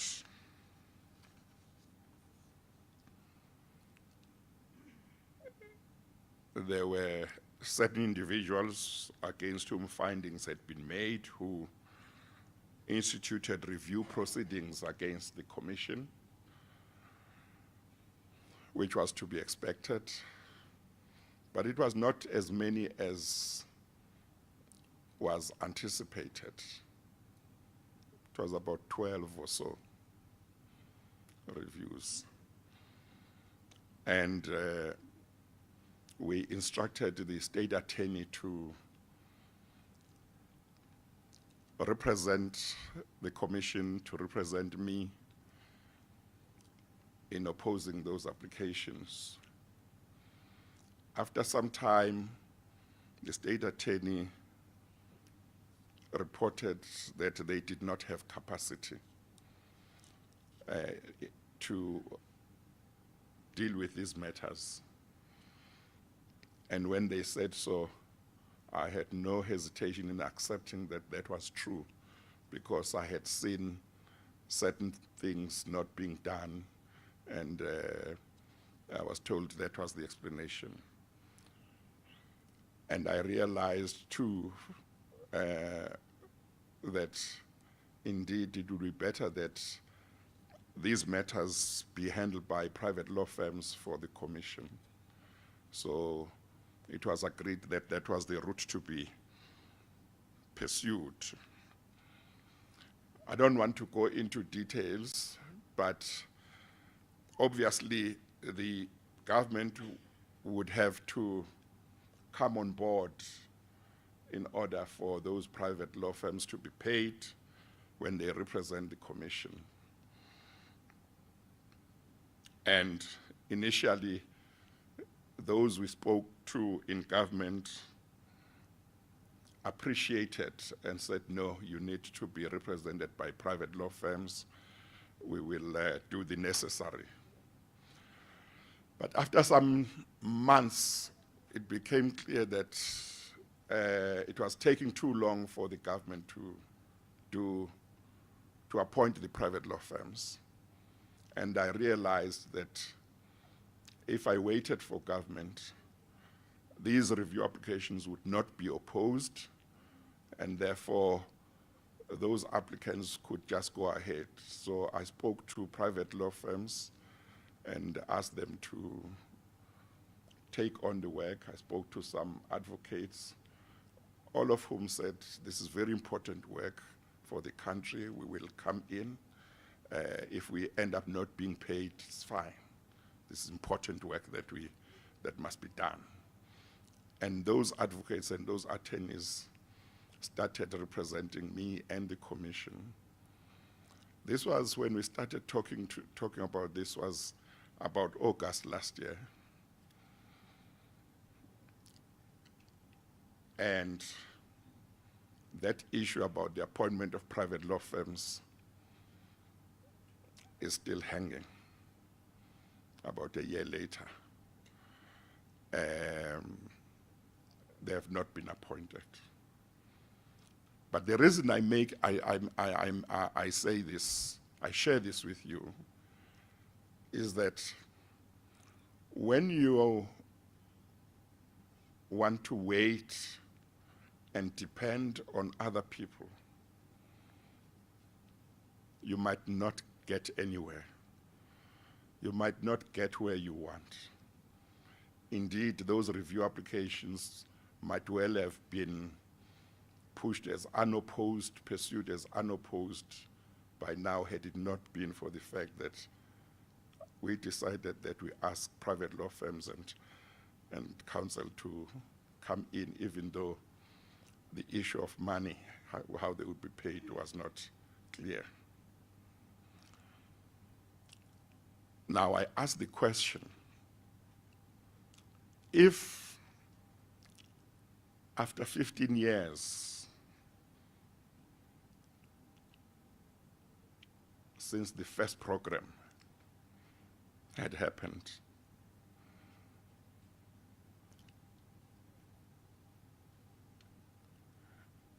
government could not provide stipend for those practitioners who might want to be involved in the program and who qualify to be in the program, what hope do we have that if for the next program we are going to rely on government, that we will have money to assist such people? So we have got to think about what should be done. Of course, the first thing one thinks of is raising funds, and of course that may be done, and maybe one can get funds somewhere. But if one doesn't get funds there, what happens? Do we drop those who would require a stipend?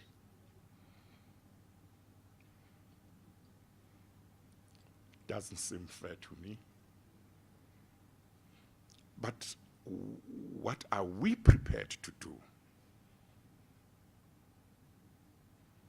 Are we only prepared to ask other people?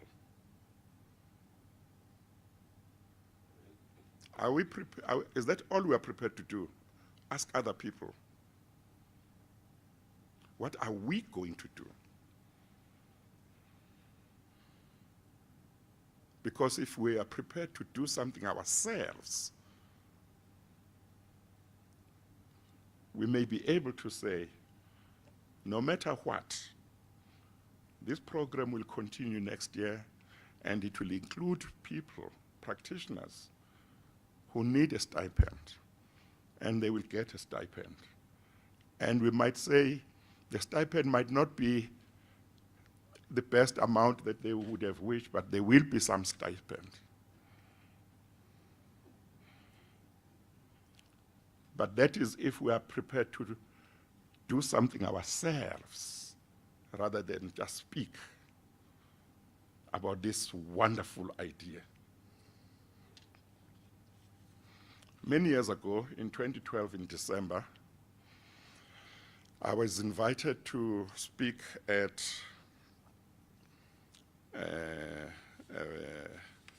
the annual general meeting of the Black Lawyers Association in Durban. And when I spoke there, part of what I spoke about was the transformation in the judiciary.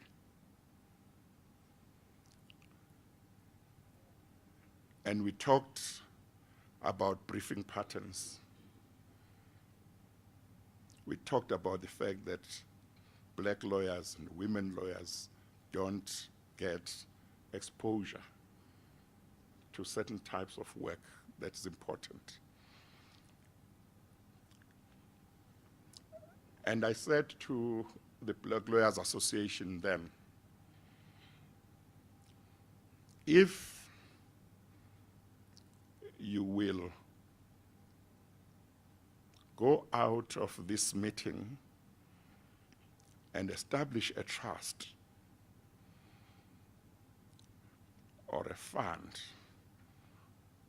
you can call it a transformation fund or whatever you call it, I will be the first one to put in a donation in that fund. If you will establish a fund or trust that will try and assist so that once there is enough money, if this famous lawyer who does very big commercial cases is prepared to take so-and-so who is black or who is a woman who wishes to have exposure in these commercial law matters, but this lawyer won't be prepared to share fees with him or her, we can take from this fund and say she will get something or he will get something out of that fund for each matter in which he or she is involved and get exposed to important matters. There could be other branches of law. Unfortunately, the Black Lawyers Association, I think, they didn't get around to doing the trust. And about 7 years later, I made the same offer to another organization led by women. And I said, if you do a trust or a fund within 3 months, I will be the first one to donate. And that organization led by women made sure that was done. But the point that I want to make is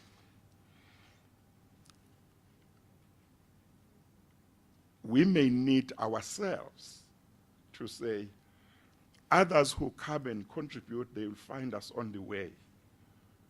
We may have to put in something.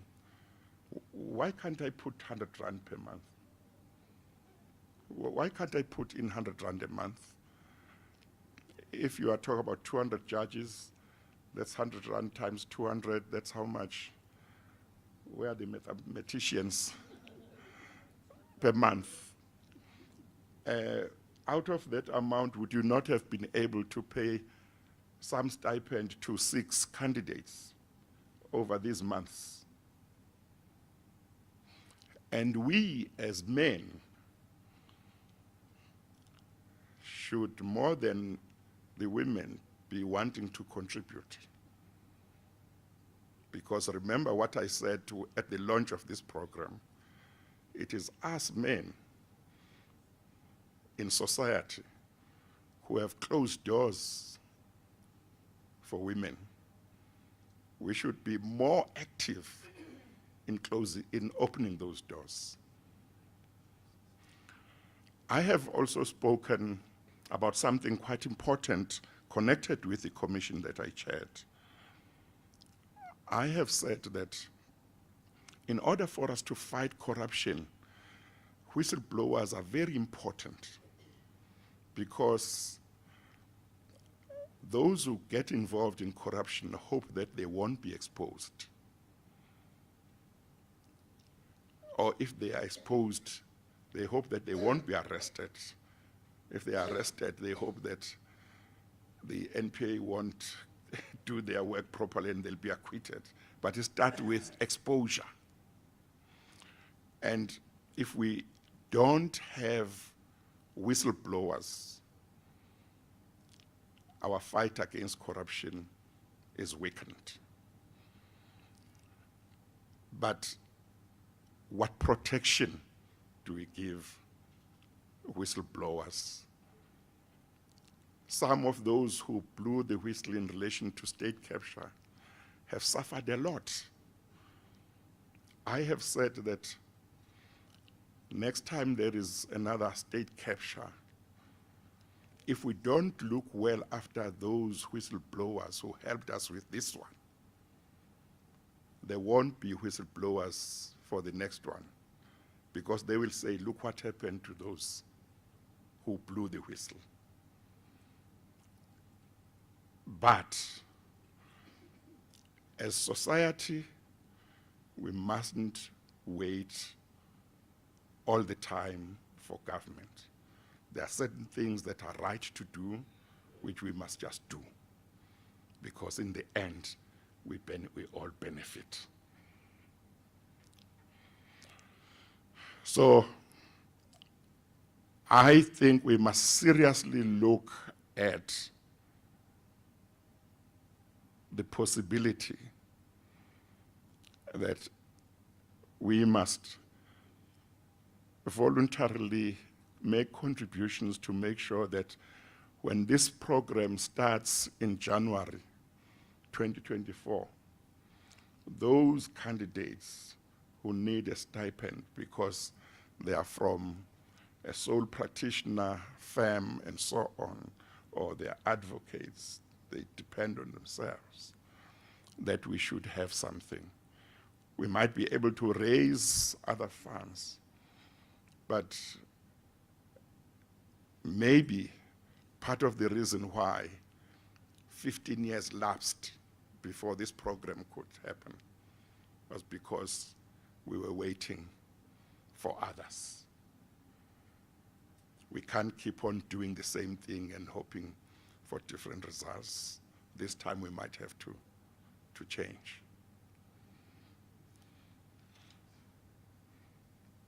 But I also want to say to the candidates today,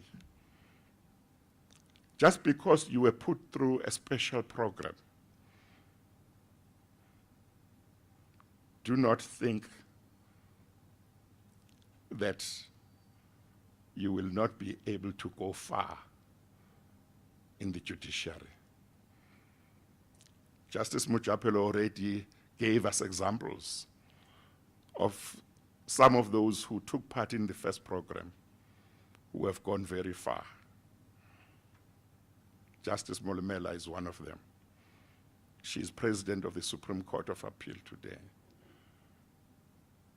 And there are others who are occupying various judicial positions. You too can go very far. Just because you went through a special program doesn't mean that you will end at the bottom or at entry level. You can go very far too.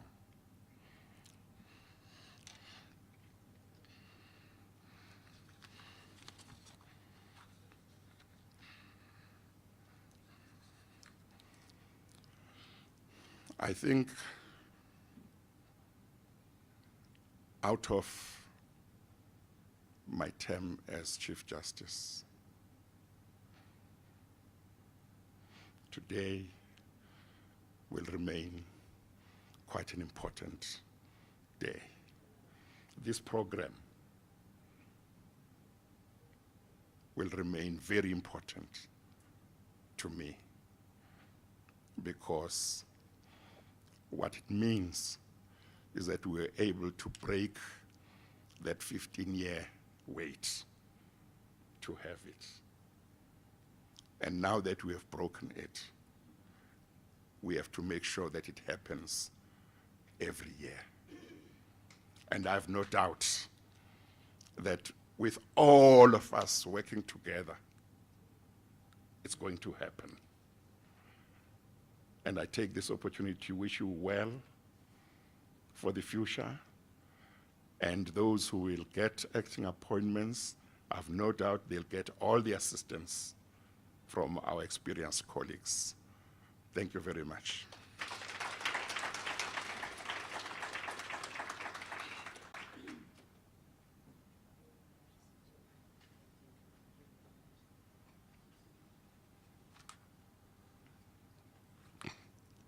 Please, let's give our Chief Justice another round of applause.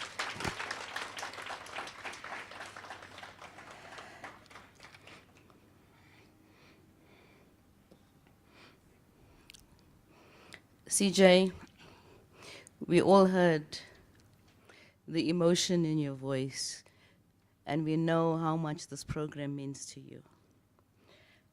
And I think all of us here today can commit to continue building this program in your legacy and as an honor to you and what you have done in your service to the judiciary.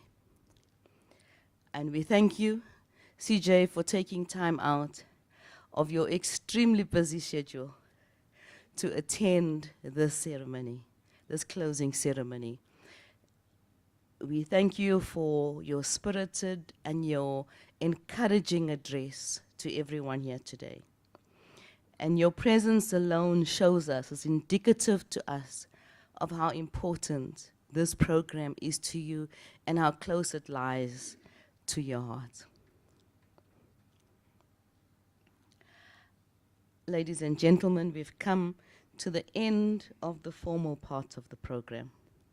The SAJEI has asked me to convey his participation to all those, especially those behind the scenes, because a successful event like this, a successful closing program, is due to work that people put in before today.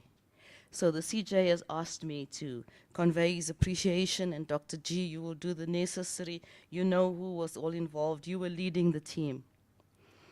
The Chief Justice has also asked me to thank the Deputy Chief Justice for her attendance today and her support, and that she will carry the baton on in the future. CJ is also grateful to all his colleagues who are here, to all the judges presidents, and the acting judges presidents, all the judges, as the CJ has emphasized, without the buy-in of the judges presidents, this program will not bear fruit. The Chief Justice is also grateful to all the members of the board of SAJEI for their attendance. And everybody who participated in today's program, the Chief Justice extends his appreciation to all of you, especially Justice Lalesi, Justice Hendricks, and of course, the Guru.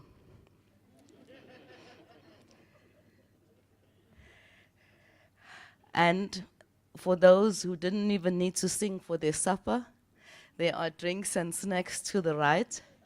And once you've collected your drinks and snacks, you can come back into this room and mingle with everybody. Mr. Kwena, can you put your hand up, please? Mr. Kwena has parking vouchers for those who require parking vouchers. All that remains is for me to thank you for being such an excellent audience today. Thank you all very much.